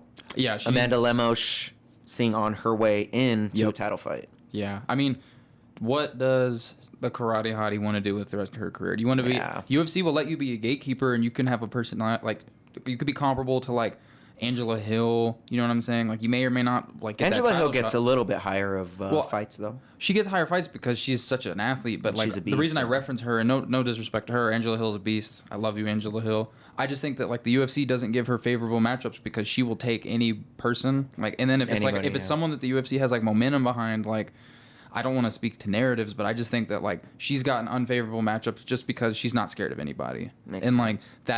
that's karate hottie. I feel is getting a lot of the same. You know what I'm saying? So that's why that's going to be the gatekeeper position. It's not a disrespect to their talent per se. I just think that she's getting up there. She is. And I love watching her fight. I mean, she has some notable losses. She's been fighting the who's who for a very long time. Let's just kind of go over who she's fought when. So this was her first fight of the year. Mm-hmm. And it's halfway through the year. Do we see her fight again this year? If you're asking me, that's a no. I might be wrong. I mean, she only got submitted. It wasn't too crazy of a fight. Her last fight before that was in May 8th, 2021, her only fight of the year. Yep. And she lost to Marina Rodriguez by decision. And guess what? Amanda Lemos is fighting Marina Rodriguez at UFC 280 in Abu Dhabi. They didn't announce that. So there you we go. have the two winners beating Michelle Waterson fighting against each other in Abu Dhabi on the same card. Gatekeeper. As all the other great fights. And then we go back to 2020, man. She beat Angela Hill by decision, lost to Carla Esparza by decision, and then going back all the way to 2019. She's not very active, you know what I'm saying? She lost to Joanna by decision, and she beat Karolina Kovacevic. She's a mom though. She's a mama, you know what I'm saying? You got priorities and shit. You're just not... I think she's on her way out because we don't see her, one, we haven't seen her very active. Two, we see her losing these fights. Yep. And she's, don't get me wrong, she's fighting the who's who. Back in 2018, she beat Felice Herrig and Courtney Casey. But I don't see her getting any more notable wins, especially in the top 10 It's tough. of the division because, we have Amanda Lemos and Amanda Ribas and all of these great fighters, you know what I'm saying? So, I don't know. I feel it makes me sad because Karate Hotties was definitely one of my favorite female fighters, especially when it first started coming up. Invicta champ. Invicta fucking champion, dude. She Isn't was that the champion. crazy? You gotta She put was that the respect. champ, dude. Respect on your name. Fucking respect. So shout out to Michelle Watterson. It just sucks to see her get submitted. Kind of made me sad. I was gonna put money on her via submission, but I was like, it's Amanda Lemos, and she won. And Amanda won her last fight by submission. Yeah. So I was like, I'm gonna just do it as a plus 700 for submission. Fuck it, and I won. I was hype about it. You know what I wasn't hype about though? The fight after that. So we had the main event, Brian Ortega versus Yair Rodriguez. It was a crazy fight until the end of the first round, 4 minutes and 11 seconds. Yair Rodriguez got a TKO via hurt shoulder. Yeah. Via hurt shoulder from Brian Ortega, and I kind of want to agree with what Brendan Schaub was saying, man. I think it was a submission because Yair had him in that armbar position, and it was an offensive position, compromising your body. Yep. That should have been a submission win. Yeah, It makes sense. I can agree. Like, it makes sense. Like the reason it wouldn't have been ruled like a no contest, because sometimes when there's like an accidental foul and less than half or like a majority of the fight has been happened, so they can officiate upon that, it's a no contest. Like an accidental eye poke or something like that. That I understand, but this was like homie's body compromised. Or it gave due to Yair's move. It wasn't like so unfortunate. I wish it didn't happen. Yeah, I honestly think Brian Ortega was going to win that fight. I thought he was too. I had multiple bets on Brian to win by submission. Yeah. I pocket change. I threw pocket change at this, but I think I had $2 on Brian to win in submission via round 2, 3, and 4. So I had a separate bets on each round of him winning submission. I really had a good betting power on him winning by submission. So when they were on the ground, I was like, let's go. I was like, this is where I wanted the fight to go. I was like, let's go. And it was toward the end of the round, so I was like, okay, good. Like, he won't get it. And I also had a money line bet for him to win by submission. So not only did I have a money line bet for Brian Ortega to win by sub, I had 3 other bets for him to win by sub. Just, $1 here for round 2, $1 here for round 3, $1 here for round 4, because it was a plus 1,200, plus 1,600, plus 1,800. So a $2 bet would have won me fucking $24, if he would have got that sub. So I was like, damn it. He had to pop his shoulder out, bro. So, I mean, we got to get a bit to Yair. Yeah, it's his win. Should have been a submission win. So, as far as where the UFC goes from here, I think if I'm Dana playing like my puppeteer marketing like strategy, they've already hinted and tweeted about how Volk wants to fight for the 55-pound strap. He does. He's getting surgery on his thumb though. So okay, I mean he's out for 12 months. Not considering surgery, I should caveat that, because Brian Ortega obviously needs surgery from what it appears. So let's say they do honor that. Volk goes up, he fights 155-pound belt. And then you run back Yair versus Ortega, make it a pay-per-view for an interim belt. Now you get pay-per-view wants that points. title, man. That's a title. It's an interim belt. Yeah. You get the I same could see money. them doing an interim because it's going to take Volk a while to get back. Even if Volk doesn't go 155, they might have to do an interim belt, which is fine.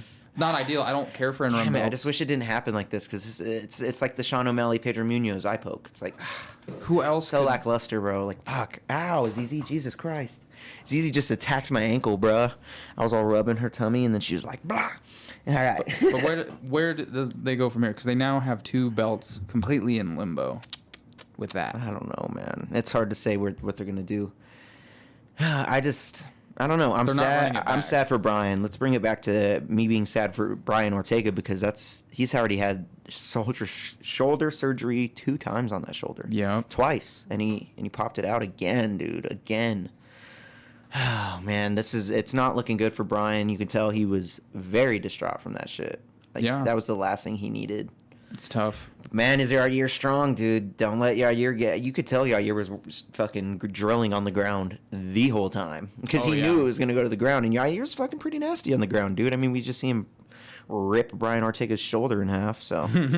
we got to give him credit where it's due. All over, I mean, all around, it was a great card. Yep. I enjoyed watching it. Man, have I been enjoying watching the fights by myself.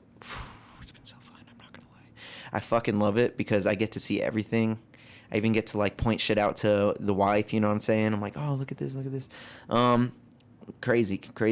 So let's go over the bets I had last week and what I fucking lost, dude. So Let's start with my Jack Shore, Misha Tate parlay. Boy, was I wrong on that one, huh, boys? I had a 2-pick parlay for plus 146, Jack Shore and Misha Tate to win. Ooh, I was wrong on that one, huh? Both of them lost. Definitely lost my $5 on that. After that, I had a parlay, a 3-pick. We had Shane Burgos. Got that one. Barely. I thought I was going to lose that parlay too. You know what I'm saying? Barely. Shane Burgos pulled it out. Got that win. Then we had Matt Schnell winning, ending the fight. I had that parlayed leg on my parlay for them not to go to the distance. Then the last leg on my parlay was Li Jingliang. Got the knockout win against Salikov. So I turned $5 into 30. Not bad. Won my fucking bet money back because the rest of these bets were a no-go. I had Brian Ortega to win by submission, a plus 250. $3 on that. Didn't happen. Threw $5 on a parlay for Herbert Burns to win and for Brian Ortega and Yair to not go the distance. Hit one leg with the not going the distance because of his shoulder popping out. But Herbert Burns couldn't even get back up, dude. So that plus 370 parlay was in the can. Another one. This 6-pick parlay, I had a plus 11,280 parlay. I had Michelle Watterson, Li Jingliang, Misha Tate, Jack Shore, Herbert Burns, Dustin Jacoby. Dustin Jacoby got the first leg done for me. I was feeling hype. I was feeling good. And then Herbert Burns lost, Jack Shore lost, Misha Tate lost, Michelle Watterson lost. And I was like, bad parlay pick from your boy, okay? That's really all I had on DraftKings. On FanDuel, I just already said it. I had Brian Ortega, a few just pocket change for him to win sub either the second, third, or fourth round. Yep. And that did not happen, okay? So, I mean, all in all, it was a great card. I love the card. But it's not as good as a card that we're going to be getting this next week. But first, before we go over that, let's get into these MMA news, huh? Yeah. Let's get into these MMA news because we have a lot this week. Let's shoot the shit on these first ones right here. Douglas Lima misses weight again as we inch closer to the MVP and Mike Perry bare knuckle fight. Can Mike Perry do what Douglas Lima did? No. I don't think so either. No leg kicks and BKs. I mean, no leg kicks. I'm saying no leg kick. I mean, I didn't mean it like that. But I know. Can Mike Perry knock out MVP? I doubt it. You don't think so? I would bet. I personally think Mike Perry. That's only Mike Perry's chance of winning is to knock out MVP. Puncher's chance. So I think he can do it. It's really believably That's his only possible. chance, and he knows it. So that's what he's going for. But I think MVP has so much experience in combat sports that his spatial awareness is just something else. Yeah, Mike Perry can take a punch though, dude. You've seen that Julian Lane fight? That was vicious. That whole fight. He can take a fucking punch. Spitting blood and coming back. He can take. I don't think MVP punches that hard like fucking Julian Lane does. I'm just saying. Probably not. He's more accurate. Way more. He's more elusive, but I don't think he punches as hard as Julian Lane. So can he knock out Mike Perry? True. It's going to be a very interesting fight. MVP. But the reason I brought this back up is because Douglas Lima missed weight again. Yeah. And, I mean, he's just too big for the division. He's done it for a while. I think he could keep doing it, but, man, he missed weight again. Not looking good. Yeah. Not looking good. Not the hottest. Do I think he's going to get the win? Probably. I think he's going to get the win.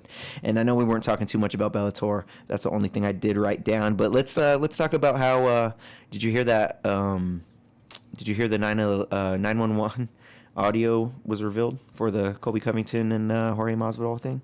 I saw that. I didn't listen. Yeah, I didn't listen either because I was just kind of. I don't really care to listen, but I did want to state it. A cop called for multiple units to come quickly to the scene during that shit in March. So, man. Colby, do you see what Colby's saying too? He's saying he has like brain damage. He's hard remembering. Like he's really milking it out. It's like, bro, you're a fighter. But honestly, he probably got hit pretty fucking hard. Chipped his tooth, man. But I heard he got hit twice. Jorge, you had 25 minutes to being paid like hundreds of thousands of dollars to try that, and then you wait to do it on the streets, bro. I mean, Jorge's a very on-site dude. So, like, I kind of get it. He shouldn't have snuck him. He should have said, "What's up, pussy? Put your hands up." You know what I mean? Like, he should have did that. But I think he was saving face. I think Jorge thought his stock went down losing to Colby after all that shit talking, and then he felt like he needed to have the last laugh. No, I don't think that's it. I think it was like, "Oh, what's up, bro? You want to talk about my kids? We're in the streets now." But like, Jorge came up fighting under Kimbo's fight. Like, but did you hear about how it happened? They'll fight looking at motherfuckers wrong. Colby was with like the Nelk boys or whatever, and then like it was like Jorge was alerted to where his location was. I don't think Colby Colby was saying like I'm king of Miami, like that is a backhanded statement, but I don't think at any point Colby was like, Jorge, where you at? Like, you know what I mean? It was not a call to action. I honestly, yeah, he was probably, I don't know. It's hard to say. I just think Colby's milking it out for suing case so he can get the most out of. Yeah, he's gonna go to the fucking case with his like interim belt, like in his like Trump hat. I guarantee. God damn it, fucking Colby! Him and that sticker is just too much. Getting on to bigger fight news. Yes. We have a 2022 Fighter of the Year, Charles Oliveira.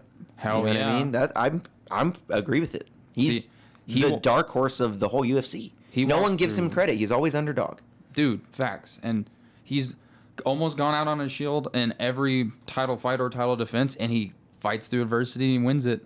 And no doubt, it's the biggest challenge for Islam Makhachev because we haven't gotten to see a lot from him. We haven't seen what we should see, or how should I put this? We haven't seen Islam in the type of fights that we seen Khabib in.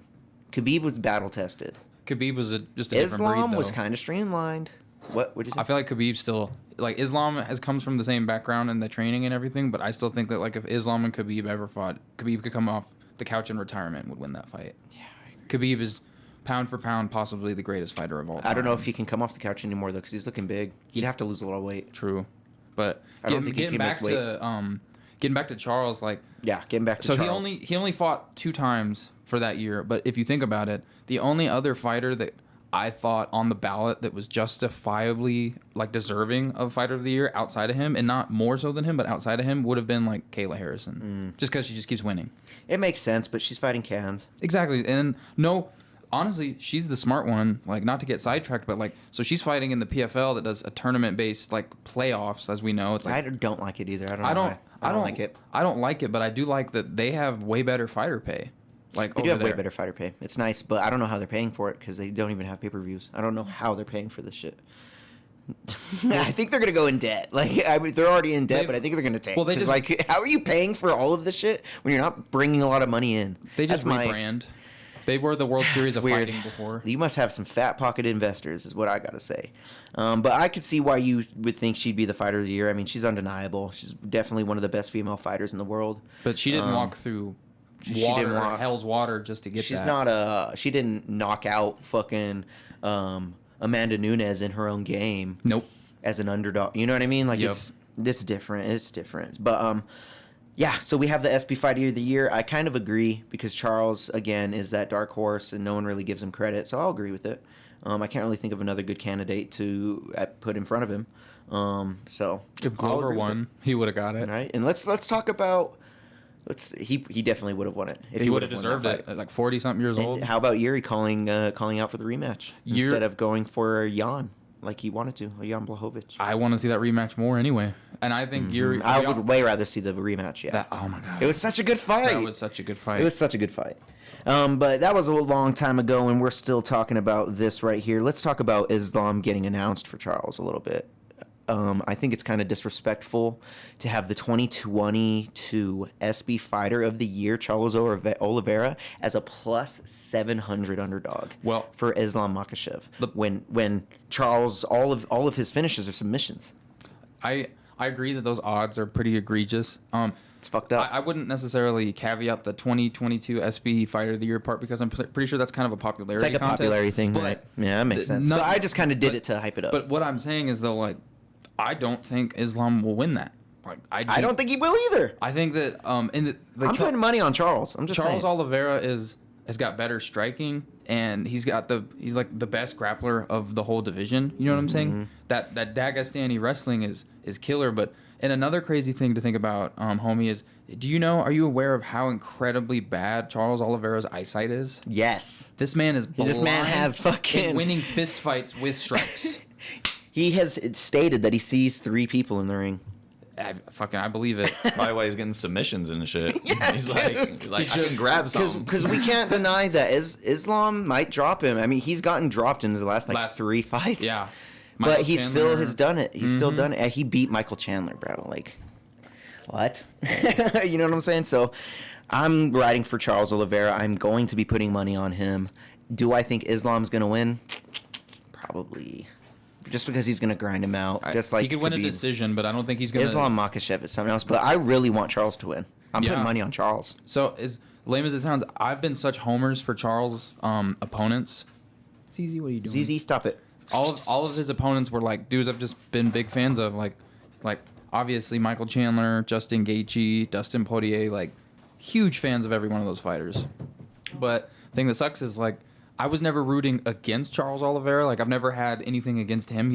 I was just so biasly blinded by his opponent, and this is the first time I'm actually not going into it with a huge bias because I think this is a great fight for Islam because he can solidify who he is. If he wins this, he's now the next Khabib. That's the way they're going to market him. There's no looking back. But if Charles wins, like this might be the first time that Khabib, this might be that opponent that Khabib says he would consider coming out of retirement to fight. He said it was GSP or nobody, but like if Khabib's buddy gets beat in Abu Dhabi, like that would be it's huge. Another thing. It's such in their favor. I'm also I have like wishful thinking. Can we talk about this card? Oh, dude. The Abu Dhabi card is fucking. Oh my god! It just keeps adding up. Another one, dude. Like Sean O'Malley, Petr Yan. I can't believe that's real. I can't believe they made that. I can't fight. believe that's real. That sounds lit. Oh my god! So. Oh my god, it's just okay. So if you guys don't know who Petr Yan is, he's the recent former UFC champion. Everybody thought he was gonna fuck up out. Jesus Whoa, Christ. that's Thunder was insane. It sounded like a car crash, kind of. Thank you, God. Yeah. Oh my god. Yo, he's chiming in, dude. Petr Yan versus Sean O'Malley. That's Thunder. Really, dude, that's Thunder. Take my money. Take my fucking money. Dude, how are we getting an Islam Charles Oliveira with a Sean O'Malley Yan? Like, come on. Does Sean O'Malley deserve that fight? I don't think so. He doesn't deserve that fight, but they've been chirping for a long time. It's been years in the making. Okay. Yan is the only one that's not scheduled for a fight right now. ZZ, please stop it. It's just loud. The belt is already being competed for, so Petr Yan, like the current fight for the title is Aljamain Sterling versus TJ Dillashaw. That's the current booking. I believe that's booked for UFC 280, which is the same card versus Islam, like so the crazy. Abu Dhabi card, if I'm not mistaken. But that being said, because of that, Petr Yan doesn't have a fight. Sean O'Malley fight. Sean O'Malley is an underdog. Sean O'Malley. This is the first time Sean O'Malley's ever been an underdog in his whole career. Well, like Sean O'Malley is the closest thing. That's wrong. That's a lie. I think he was an underdog last fight. He's like the Conor, not necessarily the level of Conor, but it's like the Paddy Pimblett, the Sean O'Malley's. Those are those next big selling names that people will tune into just because they're so enamored by them. You know what I'm saying? So for Petr Yan, this is a win-win. I'm foaming at the fucking teeth for this fight, man. Oh my god, Petr Yan versus Sean O'Malley, dude. I think Petr Yan's gonna win. I mean, we all think that. Hold on though. But I'm riding for my man Sean O'Malley. Yeah. Sean by knockout. That's what I'm putting my money on. is such a bigger man. He's so much bigger not than as Yan. stocky, but but he's so gonna get taken tall. down, man. Are you sure? He's got them skinny hips, dude. He's got them skinny hips. We saw how hesitant Sean O'Malley was against that other guy. I forgot his name, but imagine Pedro Munoz. Yeah, imagine how like patient he's gonna be against this guy. I don't think he's going to be. He knows he has to get a knockout. I think he's going to go swinging wild because he knows once he gets grabbed, it's fucking endgame, dude. Yeah. Yan is just one of the best wrestlers in the whole division. The whole division. Yeah. But The only one that's better than him is Aljo. And we saw that. And we saw what happened last time. I don't know what to say, dude. It's very scary for Sean. Do I think he's gonna win? No. Do I want him to win? Yes. I'm riding for him. But it's his toughest fight because, I mean, we've seen if Cheeto can take down Sean. I was waiting for you to mention him. If Cheeto can take down Sean, Yan can take down Sean. I don't give a fuck. I don't know if Cheeto has a fight lined up or if he's injured or whatever. He has who's he gonna fight? He has a fight lined up. Well, that being I forgot. So like, how does he? That kind of makes sense. But if he didn't have a fight lined up, how does Sean O'Malley leapfrog Cheeto? Because if O'Malley beats Yan, the one fight removed champ, O'Malley's getting a title shot, whether we like it or not. He hopped Cheeto because of the Pedro Munoz fight. And they basically viewed that Pedro Munoz fight, but by the way it played out because of the whole seemed like a punch and then an eye poke that they basically.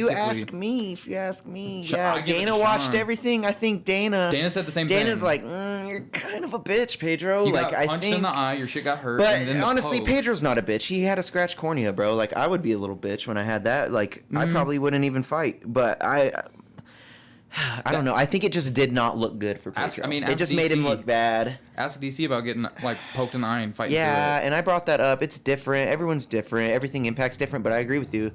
I think the hurt eye, the scratched cornea, It was a legit hurt eye. was from a punch. He was I think it was from the compromised. punch. I think it was from the punch. Because you seen Sean hit him with that punch on that same eye, and he immediately. started pawing it. He started pawing it. So, I mean, that's my thing. But whatever. We're past that. We now have Sean O'Malley fighting Petr Yan, the number 1 contender in the whole goddamn. Sean O'Malley, number 13, fighting a number 1 Petr Yan is very unheard of. The only reason it happens is because Petr Yan. And I'm very scared for O'Malley because what's next for O'Malley? He wins, you have no more protection. You're in the Wolves. You lose, you have no more protection. You're in the Wolves. Doesn't matter. It doesn't matter. If you lose to Petr Yan, you're still fighting the top 10, I think. Easy. If he loses, but let's say he loses in like a decision, or if it's not even a decision, let's say, because it's going to be a 3-round fight. Let's say it goes 2 rounds, it's back and forth, and then he, like, Yan chokes him. Like something that we could easily see happening. We could see it. But if he has 2 back and forth rounds against the number 1 contender, your number 13 is going up after that fight, whether you lose or win. I think it's going to be a good fight. I personally think it'll be a great fight. I'm excited. The biggest question is, can Sean stop the takedown? Can he stop the grind? If he can stop the takedown, will Yan just grind him against that cage the whole time and clinch? What's going to happen in clinch? I think Sean's more of a showman, and Yan doesn't give a fuck. He's going to win any means necessary. I mean, we've seen it with the fucking knee to the head on the ground. Yeah, he will win by any means necessary. Yeah. That man will do it. So I think just that, Sean O'Malley's trying to knock him out. That's his thing, is like he's a showman. He's a showman. And so he's the better striker, too. Yeah, he's definitely the better striker. I think Yan doesn't want any of it on the feet. I think Yan's going to go for that takedown and grind out right away. I can see a decision win by Yan. I can see a TKO stoppage on the ground by Yan. But I think I don't want to say higher likely, but I think another likely way for the fight to end is Yan sleeping on the floor. Yeah. I would not be the least bit surprised. I'll be cheering at the top of my lungs. When I showed... Sorry, go ahead. I was going to say, this is eerily similar to... Like, this reminds me when Conor was about to fight Aldo, and we were all like, Conor's the real deal. He's tried and true. But Aldo is the GOAT featherweight, so is he going to... What is he going to... Is he going to back up all this shit he said? If O'Malley does this to the basic champ... This is going to be like the whole phenomenon all over. Obviously, he's not going to pull a 13-second KO. Imagine. He could. If O'Malley knocks him out in 13 seconds or less, I'm going to do something stupid. My thing is, Yan better not get too big of a head. I'm going to go buy like 10 lottery tickets. We seen what happened. You brought up Aldo. We seen what happened when he had a big head and he thought he was going to fuck this dude up because he was low rank. Mm-hmm. And Aljo got into fucking Jan's head this last fight. He did! Sure. Streaming with the belt, like just flexing his abs all kinds. And Sean's already... Sean is still. already in Jan's head. Rent-free. This is rent-free in your head. They've been chirping for years. Yeah. He's in your head already, man. That's not good for Yan. So I'm putting my money on O'Malley knockout. That's what I'm doing. Yeah. I don't give a fuck. That's one of my favorite fighters. What I'm going to do. Mm-hmm. Do I think it'll happen? It's definitely the less likely. Yeah. It's definitely the less likely. That's facts. But I'm riding for the homie. Other than that, though, we actually another mismatch, huh? Another mismatch. Nate Diaz versus Khamzat Chimaev. What the fuck, Dana? What the fuck, Uncle Dana? Yeah. Hey, dude. We kind of seen this coming. Like, it's been in talks for a while that the UFC was only giving Nate Diaz Khamzat Chimaev for his last fight. Like shit. And all of us, I think we said it 2 weeks ago, give him the fucking fight already. Let him out of his contract. Let him go do what he wants. Facts. You got what you want. You got what you want. What do you guys think, Nate Diaz? Nate Diaz is going to do some petty ass shit in the ring. Like, I wouldn't be surprised if this man, like, just sits on the floor and, like, tries to do the most boring fight. Just to get back at Dana. Just to get back at Dana, bro. I don't think he's going to do that. I think he's going to go for broke. He's going to want to win because if he wants to win. This would be. He's such a competitive guy. So like this would be almost like, like this is kind of be a pro wrestling comparison. Like when Bret Hart was leaving for WCW and he was the acting WWF champion, like they were writing him to lose. So it was like kayfabe. So once he goes off, like you relinquish the belt. There's no belt on the line here, but like if Nate goes out there and just dogs Chimaev and wins in any fashion, he would be proverbially slapping the organization in the face like, all right, well, this is your next breadwinner. You wanted to market. You wanted to feed him to the next title holder, whatever. Now look at him. Like what Nate did to Leon, even though everyone agrees Nate was losing that fight for 3.5 minutes. Still wobbled him. But that one moment, that epic moment of Nate smiling and pointing at him when homie was just like braced against the cage, that's the only thing that I remember from that whole fight.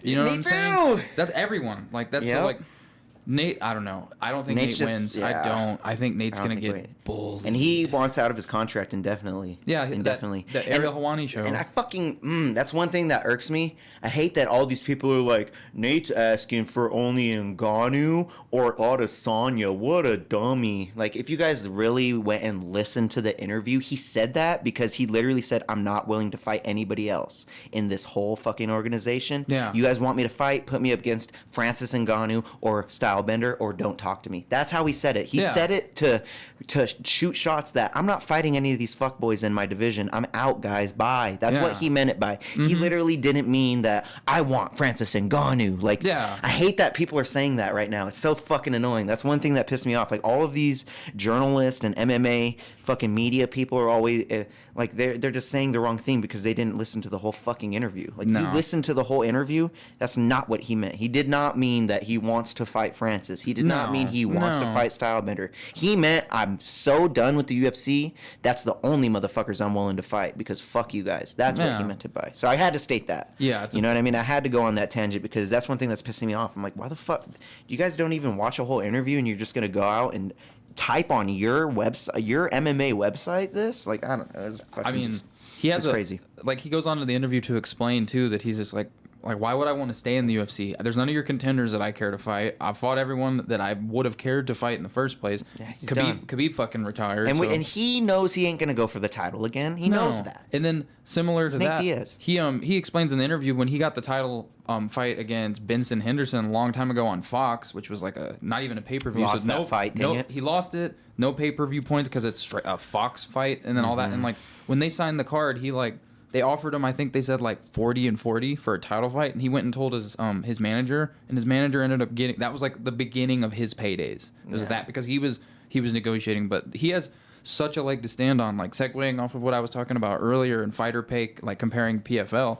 Did you see that? So like Anthony Pettis, who we've referenced recently, like on one of the first episodes, he lost in a weird like whatever. Yeah, bro, so, that body lock was insane. That fight, Anthony Pettis got paid by the PFL unofficially like over $600,000. Francis Ngannou in his last championship fight against Ciryl Gane unofficially got $400,000. Damn. That's trash. So your heavyweight champion is making less than a non-champion competing lightweight in a lesser organization. Fuck the UFC is all I gotta say about that. That's bullshit, dude. Not all fighters deserve $600K a fight. Thank you. But that being said, you need you guys gotta fighter do pay needs to be higher because think about it. How are you gonna attract talent if I'm sitting there and I'm like an 11-year-old kid who's thinking who's boxing and I'm like, do I want to keep boxing or do I want to pursue MMA? Why would you pursue MMA? You know what I mean? My thing is, it's just so hard for any other organization to do what the UFC is doing. The UFC is so good. They're so streamlined. They're every weekend. They literally have the best shows. They're the only fighting organization outside of boxing that has pay-per-views. The only. Bellator doesn't. They do every once in a while. Fucking once a 2 year. years. And how many do they sell? Well, fucking 50,000? One FC, but they have more than one sport. Yeah, it's just UFC is so, they're like the McDonald's, man. They're the NFL. Everyone else is a fucking hamburger food truck and goddamn, they're going up against McDonald's. But they need to pay their shit more, bro. They need to pay them. Francis Ngannou deserves, in my opinion, at least $1 million. At least for a championship fight, bro. Heavyweight. At least $1 Fighting million. John Jones, he needs a few millies. Dude, they come want on. It's ridiculous. If Dana's out giving $250,000 to the homeboys, I mean, that's his money. He can do with it what he wants. But come on, man. It's a slap to every fighter's face. Yeah. It's a slap. It's a big slap. 24 grand who are getting millions of pay-per-view draws. Like Paddy Pimblett won 24 That's what I'm grand in saying. London last time. The last time he fought, and this dude is easily like, He's on the main card now, but yeah, That's insane. it's insane. It's insane. And- We do need to fix fighter pay, and I know like it- UFC fans here. I mean, MMA Rank-based fans pay. hear about it a lot, but like, yeah, rank-based pay. rank-based pay. Like, Give them a pension, dude. Can we talk about how none of our legends are fucking honored at all? Can we talk about how they're all not gonna be able to talk They when they're need fucking older, and they're not gonna have a fucking cent to their family's To name? get a pension, you need a union, bro. Yeah, And UFC's I know. not. Yeah, they're you not don't with that. They need tried that one. shit multiple times. They Yeah. they should They tried get a that shit union, bro. multiple MLB union, NFL union, I know. NBA union. Fighters need a union more than anyone because they can't I take would be care here of for themselves. it. Yeah, I'd be here for it, bro. It's so sad. cost of ESPN Plus gonna go up again. $9, $3. How much money do you need, Disney? Oh my God. I got the bundle, so I'm good. That didn't change. I don't. I'm fucked. $6.99, $9.99. Come Son on, of a dog. bitch, dude.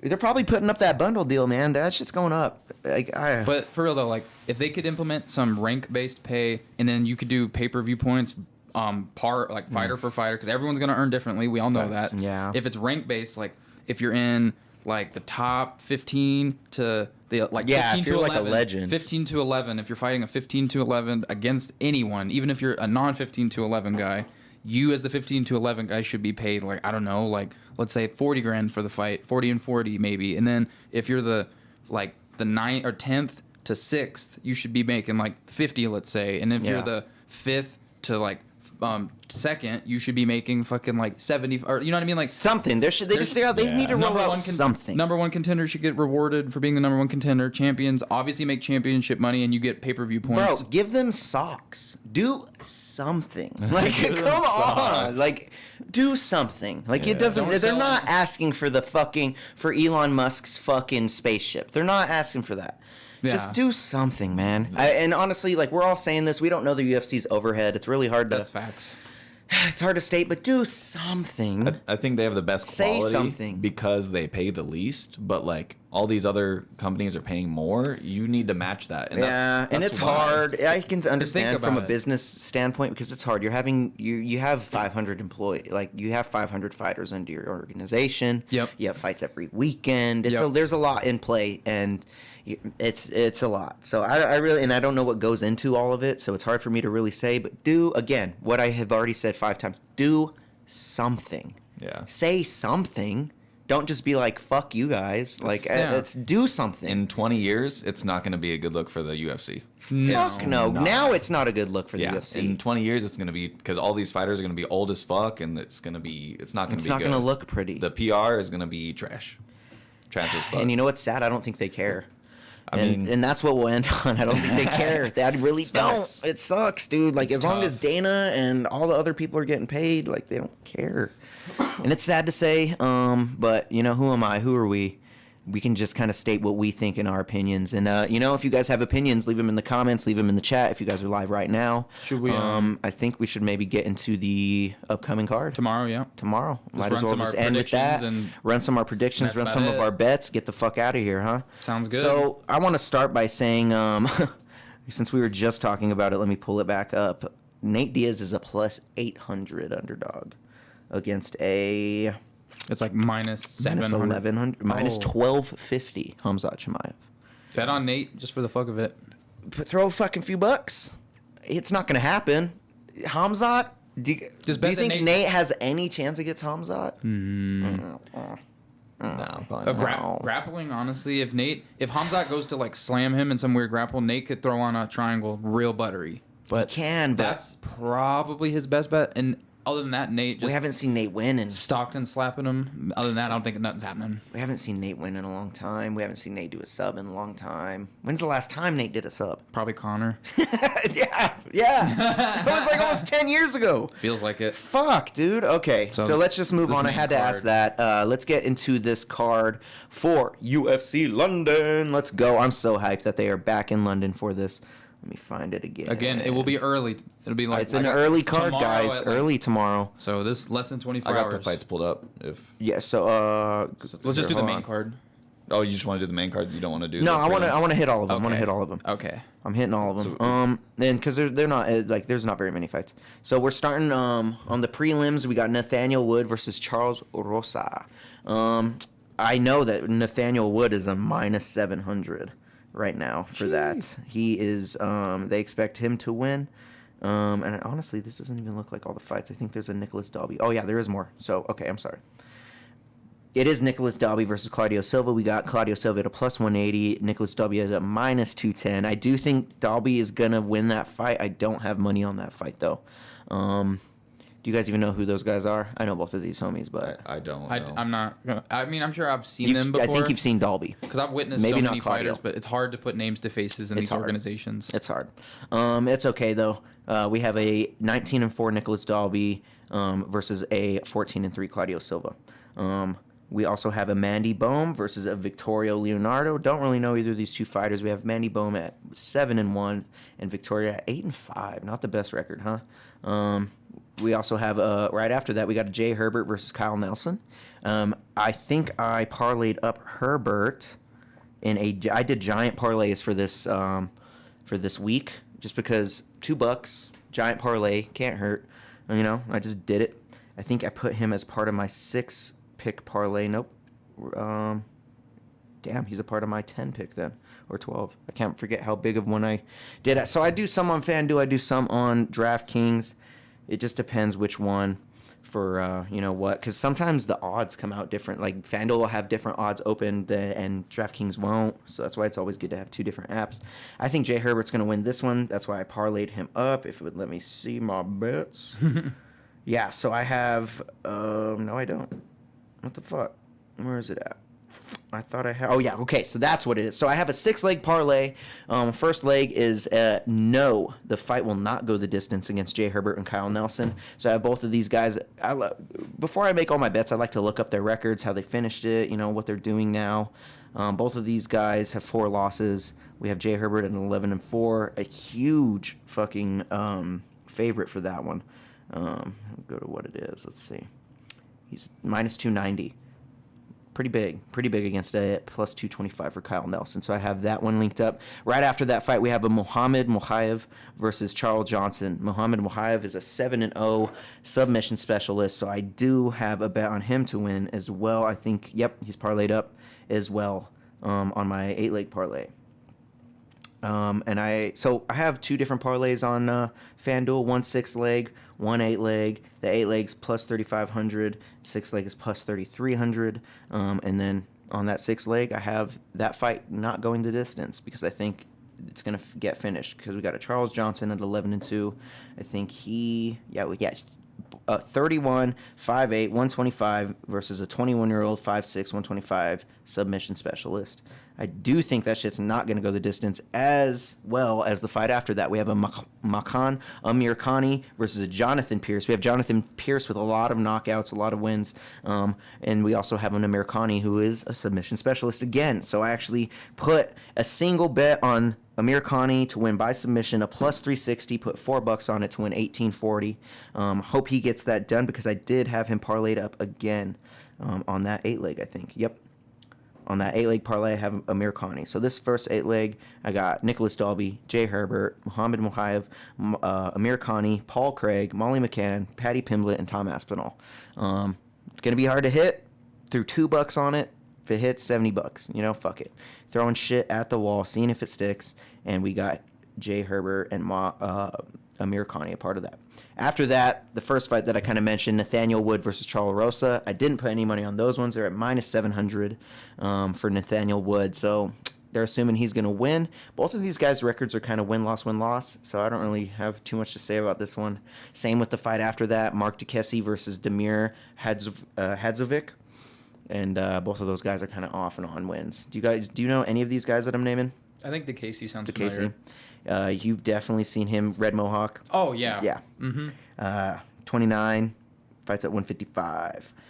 He's British, so. British, yep. Hometown and fighter. this is big. So I even told Holly, bro, I was like, Holly, you need to be hype as fuck tomorrow. You're 70% English. They're in UFC London. You have Tommy Aspinall with Molly McCann, with Patty Pimblett on the same card again. You know, we need Holly. make fish and chips for us or something. Like what? Get in the hype mode. That's what I told her. Facts. She's like, "Why are you being racist?" And I was like, "I'm not. Just right for your country." I'm just kidding. I didn't even know that Gustafsson was fighting on the card. Gus is on the card, Back at so we light also heavyweight. Came back. he came back. But this before that, we have the featured prelim, which is Mason Jones versus Ludovic Klein. Don't have any input on those. Don't know either of those guys, so I'm not gonna say much. But starting the main card. The main card's pretty fucking stacked, if you ask me. The main card, we got Paul Craig versus Volkan Oezdemir. Now, So- I have... go ahead. Ricky, do you want to go through and do those bets as we're going through them, or do you want to do that afterwards? Where we make our so let's parlay? go through them while we do them, and then I'm going to summarize. And then at we'll do the end, parlay. real quick. Yeah, and then we'll do our parlay. So that's another thing I wanted to announce. We're going to announce a parlay that we're going to make here together after we talk about all these fights. Just to throw, street champ or sport champs parlay. That's what we're going to do. So... First fight, Paul Craig versus Volkan Oezdemir. Oezdemir on a 2-fight lose streak. Paul Craig coming from a submission win. He was losing that fight, though. So it's kind of hard. Well, I just wanted to shout out Paul Craig for having the coldest nickname in Bear Jew. all of combat sports history, the Bear Jew. Let's go. Shout out to Paul You know Craig. I'm rooting for you every fight. And I honestly think he gets it done against Volkan Oezdemir. We see Oezdemir on this slide. Obviously, Oezdemir needs to do something to get back on. So He's a gamer. He's a gamer. He's looking for a finish of Paul Craig, I think. He needs something to get him back on. But I think Paul Craig takes him down, and I think he submits him. Because Paul Craig is great on the ground. He's longer. Let me look up. Yeah, we got they're the same height. 6'2", Paul Craig. 6'2", Volkan Oezdemir. But, yeah, be only great. 1 inch reach difference. This is going to be a really good fight. Oezdemir is very strong. He's very strong on the ground. Where's he from? Volkan Oezdemir is from... Like the country. Is he Russian? Sounds Russian. I won't say. Is Paul Craig from the UK? I'm Hold assuming. on, I got to... Paul Craig is from America. Oh, okay. I'm going with Oezdemir. You think Oezdemir is going to take him out? I've never watched either of them fight. I want to say you've watched Oezdemir fight. He's He lost to definitely DC. a legend in the game. Lost to DC. Got knocked Okay. out by Yuri Prohaska. You Oh, might have yeah. seen that fight. You might have Oh, seen that yeah. fight. Yuri fucked him up. But I mean, I don't know, man. He's fought the likes of Daniel Cormier, Anthony Smith, Dominic Reyes, Latifi, Rakic, Yuri, Ankalaev. He's fought the who's who's. He's definitely one of the better fighters. I think he's going to lose again. I don't know, man. Seeing this record kind of has me scared for putting a bet on Paul Craig because Paul Craig was losing that last fight. We all knew it. He kind of got out of the nowhere. What was it? A triangle? Yeah, he got out of the nowhere triangle Arm choke. triangle. Arm triangle choke. It was kind of a Hail Mary. I He was made it yelling, happen. bro.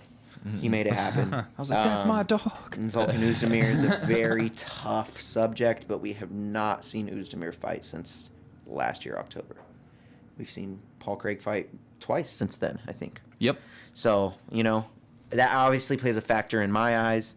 So we toss-up. cannot forget that it's a toss-up. I think on the odds, they're pretty damn close in the odds, too. I'm pretty sure they're like the same, I think. Let me double check. Pull this up real quick. But, I mean, Oezdemir, it's just I don't know. He's not active enough for me to be like, let's go. But honestly, he's the favorite. He's a minus 168 favorite against a plus 134 Paul Craig. I still think Paul Craig gets it done, though. Yes, sir. So moving on from those... Damn it, I closed my tab. That's what happens when you close your tab on your freaking nice little iPad here, huh? So we got Molly McCain. Molly McCann. Hannah Goldie. And Hannah Goldie. Yep. Molly McCann gets it done. She won that spinning back fucking elbow knockout last time. Yeah. Couldn't think of more of a, like, other than Patty himself, and Aspinall, of course, I don't think anyone's going to be having a louder following in that building than her. It's going to be the And top three. deservingly so. Molly McCann, Patty Pimblett, Tommy Aspinall. I can't wait. Jack Hermansson's going to have a pop. They all will, but they all she's- will. But Molly McCann, as soon as that music plays and she's coming out, It's over. It's over with. And that's why she is a minus 430 against Hannah Goldie, who's a plus 320. That's crazy. I think Molly's definitely going to win. Do I think she's going to win by a knockout? I don't know. I want to say it's going to go to a decision, if you ask me. I do think she wins, though. I think everybody else thinks that too, obviously. After that fight, we have a Nikita Krylov versus a tough customer, Alexander Gustafsson. This kind of plays back to the Oezdemir thing, dude. We don't see him fight very often. He's kind of an older guy. Let's look at the stats, though. We got a 30-year-old Nikita Krylov, 6'2", 205, obviously, because this is a light heavyweight with a 77.5-inch reach against a 79-inch reach. Alexander Gustafsson standing at 6'4", who's also 35. This one was hard to bet on. Krylov is definitely the favorite at minus 205 against Gus, and I could see why. Gus isn't active. Hasn't been back. He lost his last fight At heavyweight. Wasn't it against OSP or who was it against? It was kind of irrelevant, I suppose, but he was gonna make a run at heavyweight if he would have got the win. I think he might have fought at heavyweight He didn't twice. fight last year. He didn't even fight last year. He fought in Fabricio. For Doom. He got submitted in 2 minutes.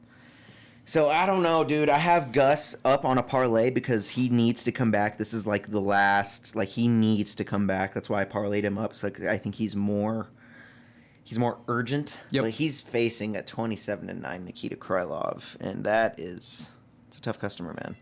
It's one of the toughest. He was the one who got submitted by Paul Craig in that last fight, though.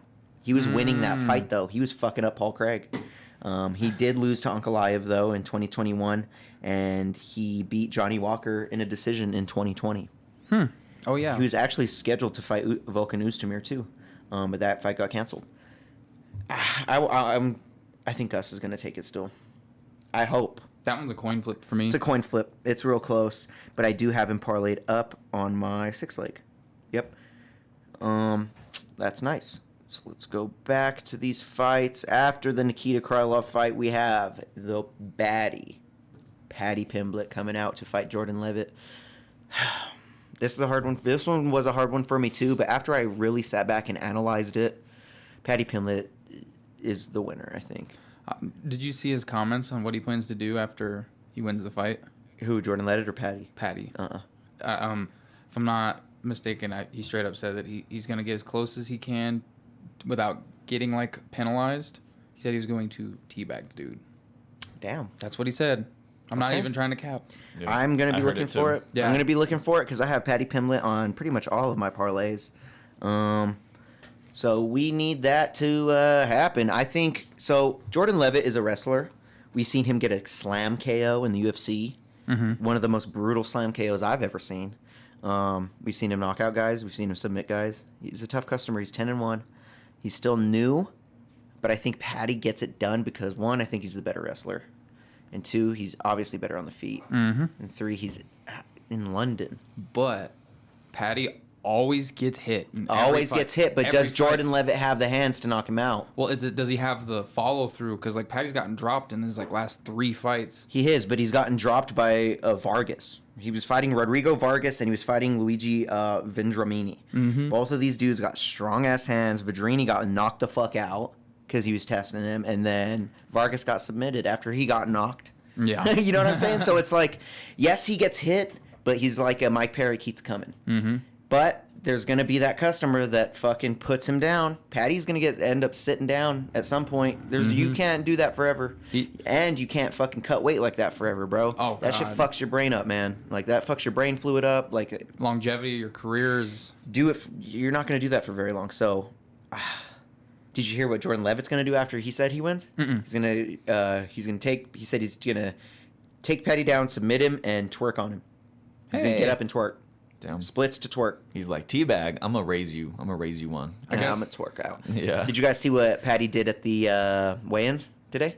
He went for the handshake and did the fucking ooh. Yeah, and yeah, bro. He took a photo with O'Malley. He did. And then O'Malley was wearing like a Paddy Paddy the wig. Paddy wig. It was so funny. Oh, that's It was hilarious. He was all talking in an English accent too. So funny. Fucking Sean, dude, doing the most. But yeah, so I think I think Paddy gets it done. Sure. I think the only way Levitt gets it done is if he neutralizes Paddy and then coasts to a decision win. Yep. That's the only way I think Levitt gets it done. Jordan Levitt's a good fighter, though. What if he slam KOs him again? Fuck. I'll fucking shit my pants. So we got Paddy the Baddie. I'm going to be riding for you, dog. You know what's good. After that, we have the co-main, Jack Hermanson, having a fill-in fighter step in, Chris Curtis. I don't know. I think Chris Curtis loses just because it's so short. It's a very short step in for Chris. Yeah. He went to a decision last time when everybody kind of expected him to finish that fight standing, and he couldn't get it done. And I think Jack Hermansson's an even harder task to do that too. So I think it's going to go to decision again, and I think Hermansson's probably going to win because I think he's the longer man. He's He got is 6'1", 2 6'1", in. 2.5 inch reach, Yep. or just 2 inch. Yep. Chris Curtis is coming in on like a 3-week step in, I think, 2-week step in. Mm-hmm. It's just not. It doesn't look the best because Hermansson is he can finish. He's a very good finisher, but so is Chris Curtis. I think these are the 2 options that's going to happen. 3 options. Another boring decision because Jack Hermansson neutralizes Chris, but he's not doing enough to get Chris out of there. Yep. Or Chris knocks him out, or Jack Hermansson gets the sub. I mean, those are obviously a lot of options. I'm naming 3 fucking options that can happen. But, I mean, like, that's really what... it sucks because Jack had to get a fight filled in. He was going to fight... who was he going to fight? Oh, maybe it's not... It was a step in, wasn't it? He was supposed to fight Shabazian? No, that was last year. I don't know. I think he had a fight canceled. Chris Curtis is stepping in, and I think I don't even have any bets on that one. I don't have any. I just didn't know how it was going to go because it's either that Chris Curtis knockout or that Jack. The odds are like, it's a toss-up. Minus Yep. 115 for Chris Curtis. He's actually, then It's because he's a knockout artist. All of his finishes are from knockout, man. It's pretty fucking crazy. Like, yeah. most of them. Yeah, I think. Like, if you look at his record, he's on like 6 fight win streak. Damn. Which is impressive for Chris Curtis. I just don't think it's in his favor because it's such short notice. Gotcha. The shortest of fucking notices. Like, But it's same for both. I mean, the It difference really is is. the camp, but the camp, I feel like you're training against a specific opponent. Yeah. You're obviously training in general, but also for a and for not specific- being in the UFC that long, Chris Curtis has a lot of fights. 29-8. He's veteran. Yeah, he's 35. He's been doing it a long time. I don't know. Yeah, I'm like the odds, bro. It's so split. It's so hard. I don't know. Chris Curtis is the stronger guy, though. I think maybe. I don't know. It's hard to say until they're in there. That's why sports betting when it comes to fighting is very hard. I mean, he should be stronger because he's shorter and they're the same weight. So you Yeah. would think like he should be more like stout and strong and He shit. should be. Yeah. So let's move on to the main event of Oh, UFC yeah. London. The big one. Tommy Aspinall. Tommy Aspinall. Did you guys hear that shit? Nah. This man had literally had all of the fans outside the O2 screaming this song after he got the knockout win last time. Yep. Screaming it. So I think it's going to happen again, man. I got Tommy Aspinall on most of my parlays. So I think he's pulling out that win this time. I think he does it. I think he comes in and gets it done, dude, because he's in the hometown. He has a lot riding on him. The biggest question is, can Curtis Blades take him down? Because Curtis has a chance to knock him down too, because Curtis got hands, but I think Tommy has the better hands. So I honestly think I agree with everything you just said, but if I'm betting on this fight, I think Curtis? Curtis is the betting favorite for me for 2 reasons. Because he's the better wrestler. He's fought a lot better adversity, so it's like Aspinall has hands. He's like Frank Mir with hands. Like, that's the best way to describe him. And he looks like him too. But I don't know.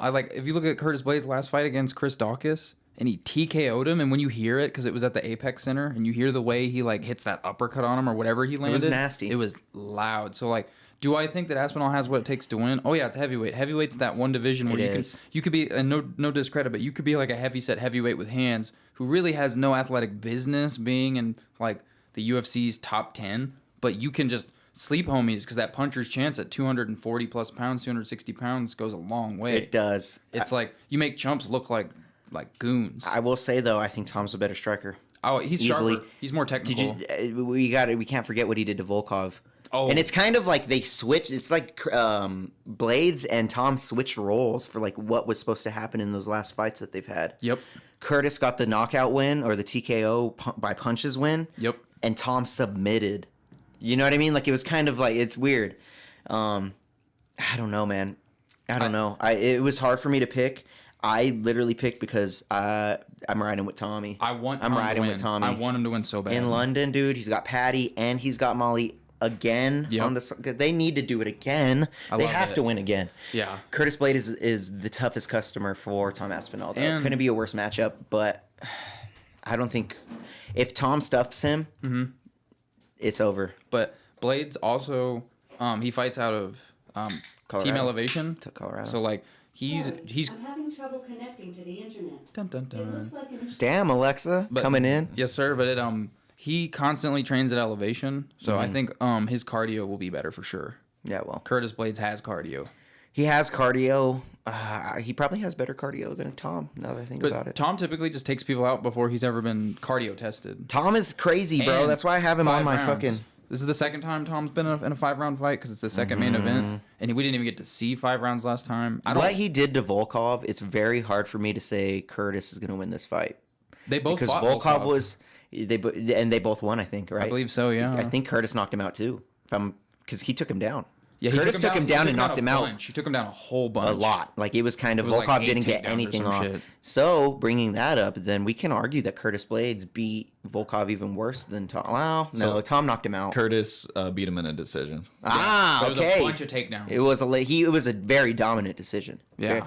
And can Curtis do the same to Tom? I just Because think- I think that's what Curtis's plan is So- to grind him out. So Curtis has already fought for the title and been in the title picture kind of for a minute. Definitely got So- knocked out by Ngannou. Twice. But so like I think that he's kind of been hovering in the title area because he's so good. Like it's just hard for him to lose enough fights to not be in the top 5. But like if Aspinall wins this, it's like we're going Sizzler. You know what I'm saying? Ow! Like it's He so- better win. I'm hoping for it. So that is the last fight of the card. Let's go over these bets real quick. Let's get him. I'm going to close them out and then go over them one more time. Okay, starting out, guys. I actually found a boosted bet on FanDuel that I used $6 on. I have both Chris Curtis and Tom Aspinall winning.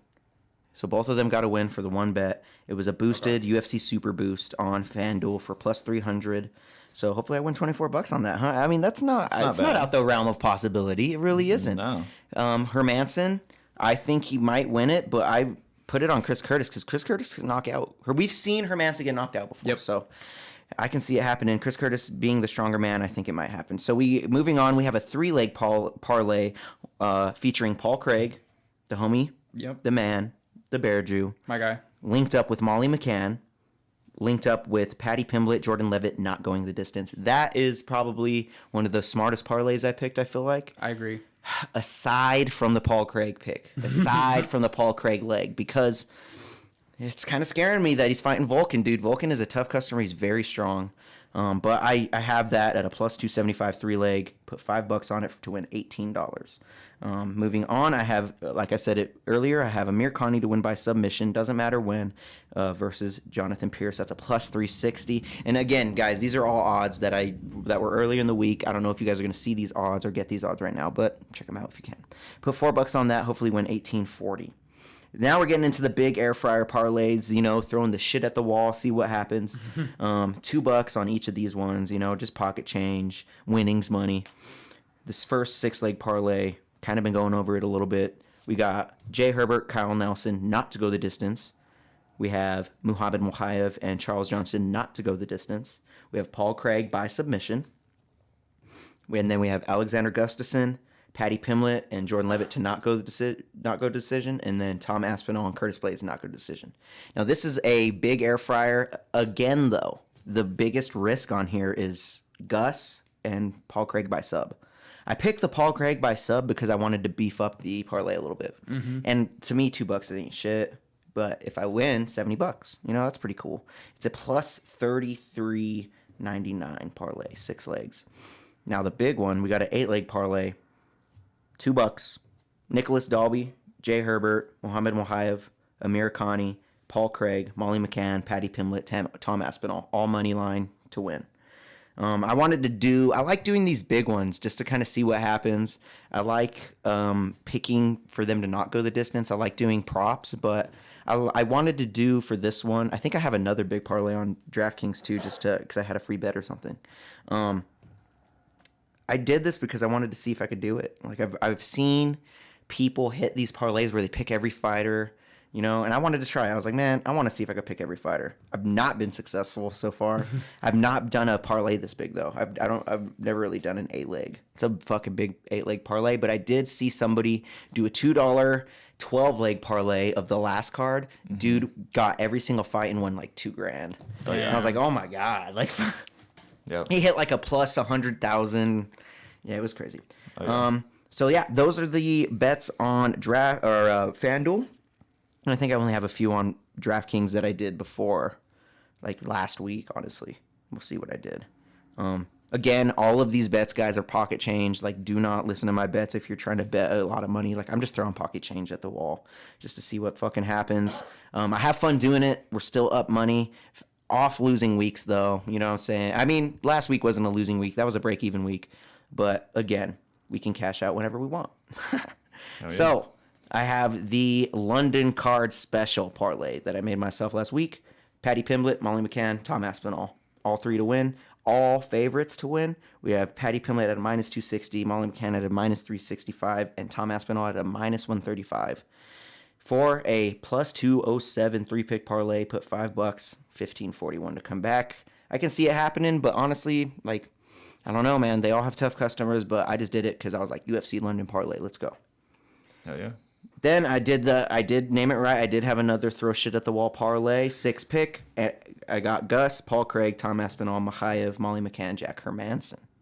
So, you know, that's the only conflicting bet I have is that Chris Curtis and Tom Aspinall one is conflicting with this Jack Hermanson. So one of these ain't going to happen.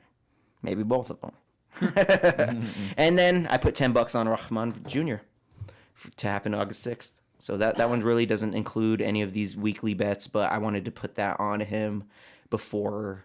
I kind of know what's going to happen. Once the fight gets inching closer and closer, I think Paul's going to turn into a bigger favorite because everybody knows him. No one knows Hasim. Yep. You know, I agree. it's like I think Jake Paul's just going to end up being the bigger favorite. So that's why I did that. That was the biggest bet I put $10 on Rahman because it was just going to sit there and I could cash it out whenever.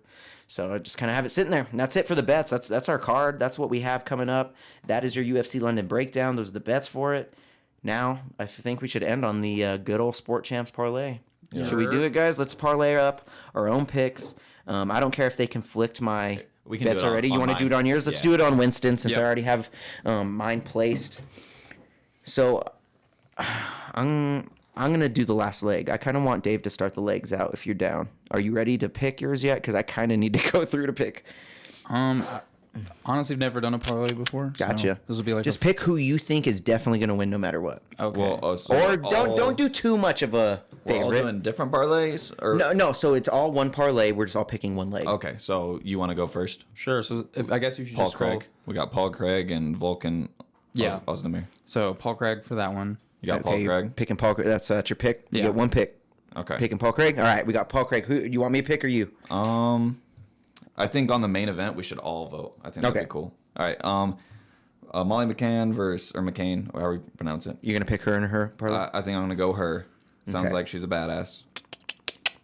So we got Alex, and then This is gonna Krylov. be hard. This is hard. You can phone a friend. You can phone Dave if you want. So do I have to pick on the main? No, we're all gonna. We're just all picking. Yeah. Okay. It's kind of honestly, bro. I might fuck us here, but I'm gonna throw Amir Khani on our parlay. Let's beef it up a little bit. He's a plus 186. It'll help out our parlay a little bit. I'm I'm down. gonna pick Amir Khani. Americani. Yeah. So his name's Makwan Amir Khani. He's on the prelims. Oh, I thought we were just doing the main. Oh, I was just picking the whole. I didn't, shit. Okay, I didn't, okay. You know. Yeah, I we didn't, don't I have to mean, do we all the can. I don't give a prelims. fuck. For sure. I was just saying, yeah, we all pick one leg of the parlay, set the parlay out Got there, you. and see what happens. Okay. So yeah, I got Amir Khani, you have Paul Craig, and you have Molly McCain. Molly McCann. That's a pretty good parlay. What is it? I kind of want to place that on mine too. I think we should just do all the main cards. What do you mean? Like we'll Like, just all the don't main pick bets. any prelims? yeah. Well, I mean, we can pick prelims if you want, but just pick Focus. every single main card, and then that's our parlay. It's like a Okay. bigger parlay. So if we win, Okay. it's cool. Can 'Cause, I do props for our parlay then instead of money line? I mean, you can do whatever you want. All right, cool. I'll probably just do All normal right. shit. So you do yours. I'm gonna pick. Pull up the here. I'm just gonna pull it up. I don't want you to have to pull up. What are you on, FanDuel? Yeah. Okay. I'm pulling it up right now because I think I'm going to be doing a prop, honestly. Like, these props are so tasty. Like, they're hard to pass up, man. Like, it's really hard for me to kind of, sorry, I'm definitely just keeping, I'm staying talking so I can get by myself time. Like, that's one thing you learn in podcasting. You just keep talking until you pull up what you need to pull up. And it still hasn't pulled up. So that's why I'm still talking. Okay, there we go. So what you were about to say how much it is, huh? No, I was going to ask Dave who he thought for Alex Gustafsson and Krylov. That's a hard one. That's why I'm not picking. I said that one before as a coin flip, but if I'm actually gonna bet, I think it's hard, but I would say Krylov based on activity, because Gus doesn't fight often. Yeah. For my leg of that parlay, for our Sport Champs parlay, I want you to do Paddy Pimblett, Jordan Levitt, not go the distance. It's a safe bet. It's only minus 280. It's not too crazy. I think that'll help out our parlay. Okay. Or I might pick. Will not go the distance? Not go the distance. Or I might pick, honestly. Oh, okay, no, it's a bigger odd. Never mind. I was gonna do the Tom Aspinall, Curtis Blades to not go the distance, but it's in a minus 340. I'm good. Okay. What's our parlay sitting at? $10 for $29 in return. Pretty good. So It's pretty good. I think we should take it. Yep. We'll take it. Plus All 200. right, so that ends our parlay. That is our Sport Champs parlay. If you guys missed that, we're going over it one more time. One leg, we have Paddy Pimblett, Jordan Levitt to not go the distance. The second leg, we have Paul Craig to win it. And the third leg, we have Molly McCann to take the dub. Yep. It's a pretty good fucking parlay, man. I'm not mad at that at all. I'm not mad at it at all. That's a safe one. Again, just like my parlays, I'm scared for Paul. We seen what Krylov was doing to him. Mm-hmm. These are going to be great fights, though. I'm UFC London. Looking forward to it. And I think that wraps up our show, you guys. I think we should end it there. We don't really have anything else to talk about. Do you guys have anything else that you guys got to get out sports-wise? My final comment, simply put, free Brittany Griner. Free Brittany Griner. We're riding for you, chick. Hopefully you get home soon. Like, this is some bullshit, straight up. I'm glad you brought that up again, because that is some straight up bullshit. Yeah. But enjoy your guys' card. If you're watching this after the fights, I hope you guys enjoyed the card. If you are not, enjoy your card, place your bets, and enjoy your UFC London. Thank you guys so much. My name is Rick G. You can always see me here on Sport Champs. Do not forget to show up for the Street Champs show. Do not forget to show up for Still Spicy. And do not forget to show up for the Bitch What podcast. Show up for the Street Champs channel, y'all. Do not forget to hit subscribe. What were you going to say, Winston? Did I miss something? That's exactly what I was going to say. Boom. He said hit subscribe. Hit the button, guys. Hit subscribe. Thank you guys. If you guys watched this whole thing, you guys are fucking the best. Do not forget to hit the link below. Rick G. Hit my link tree. Go a little bit further than just subscribing. Turn on notifications, because we're live. We are live, guys. Nice. Hit those. Hear this as it's happening. The notifications hit you guys up 30 minutes Interact in the before. chat. Yeah, interact in the chat. It's been a great episode, I think. How long are we at? Like 2. Almost exactly 2 hours. That's We're beautiful. good. We're That's good. what we got to do. Winston, you want to say peace and call us out? Yeah, later.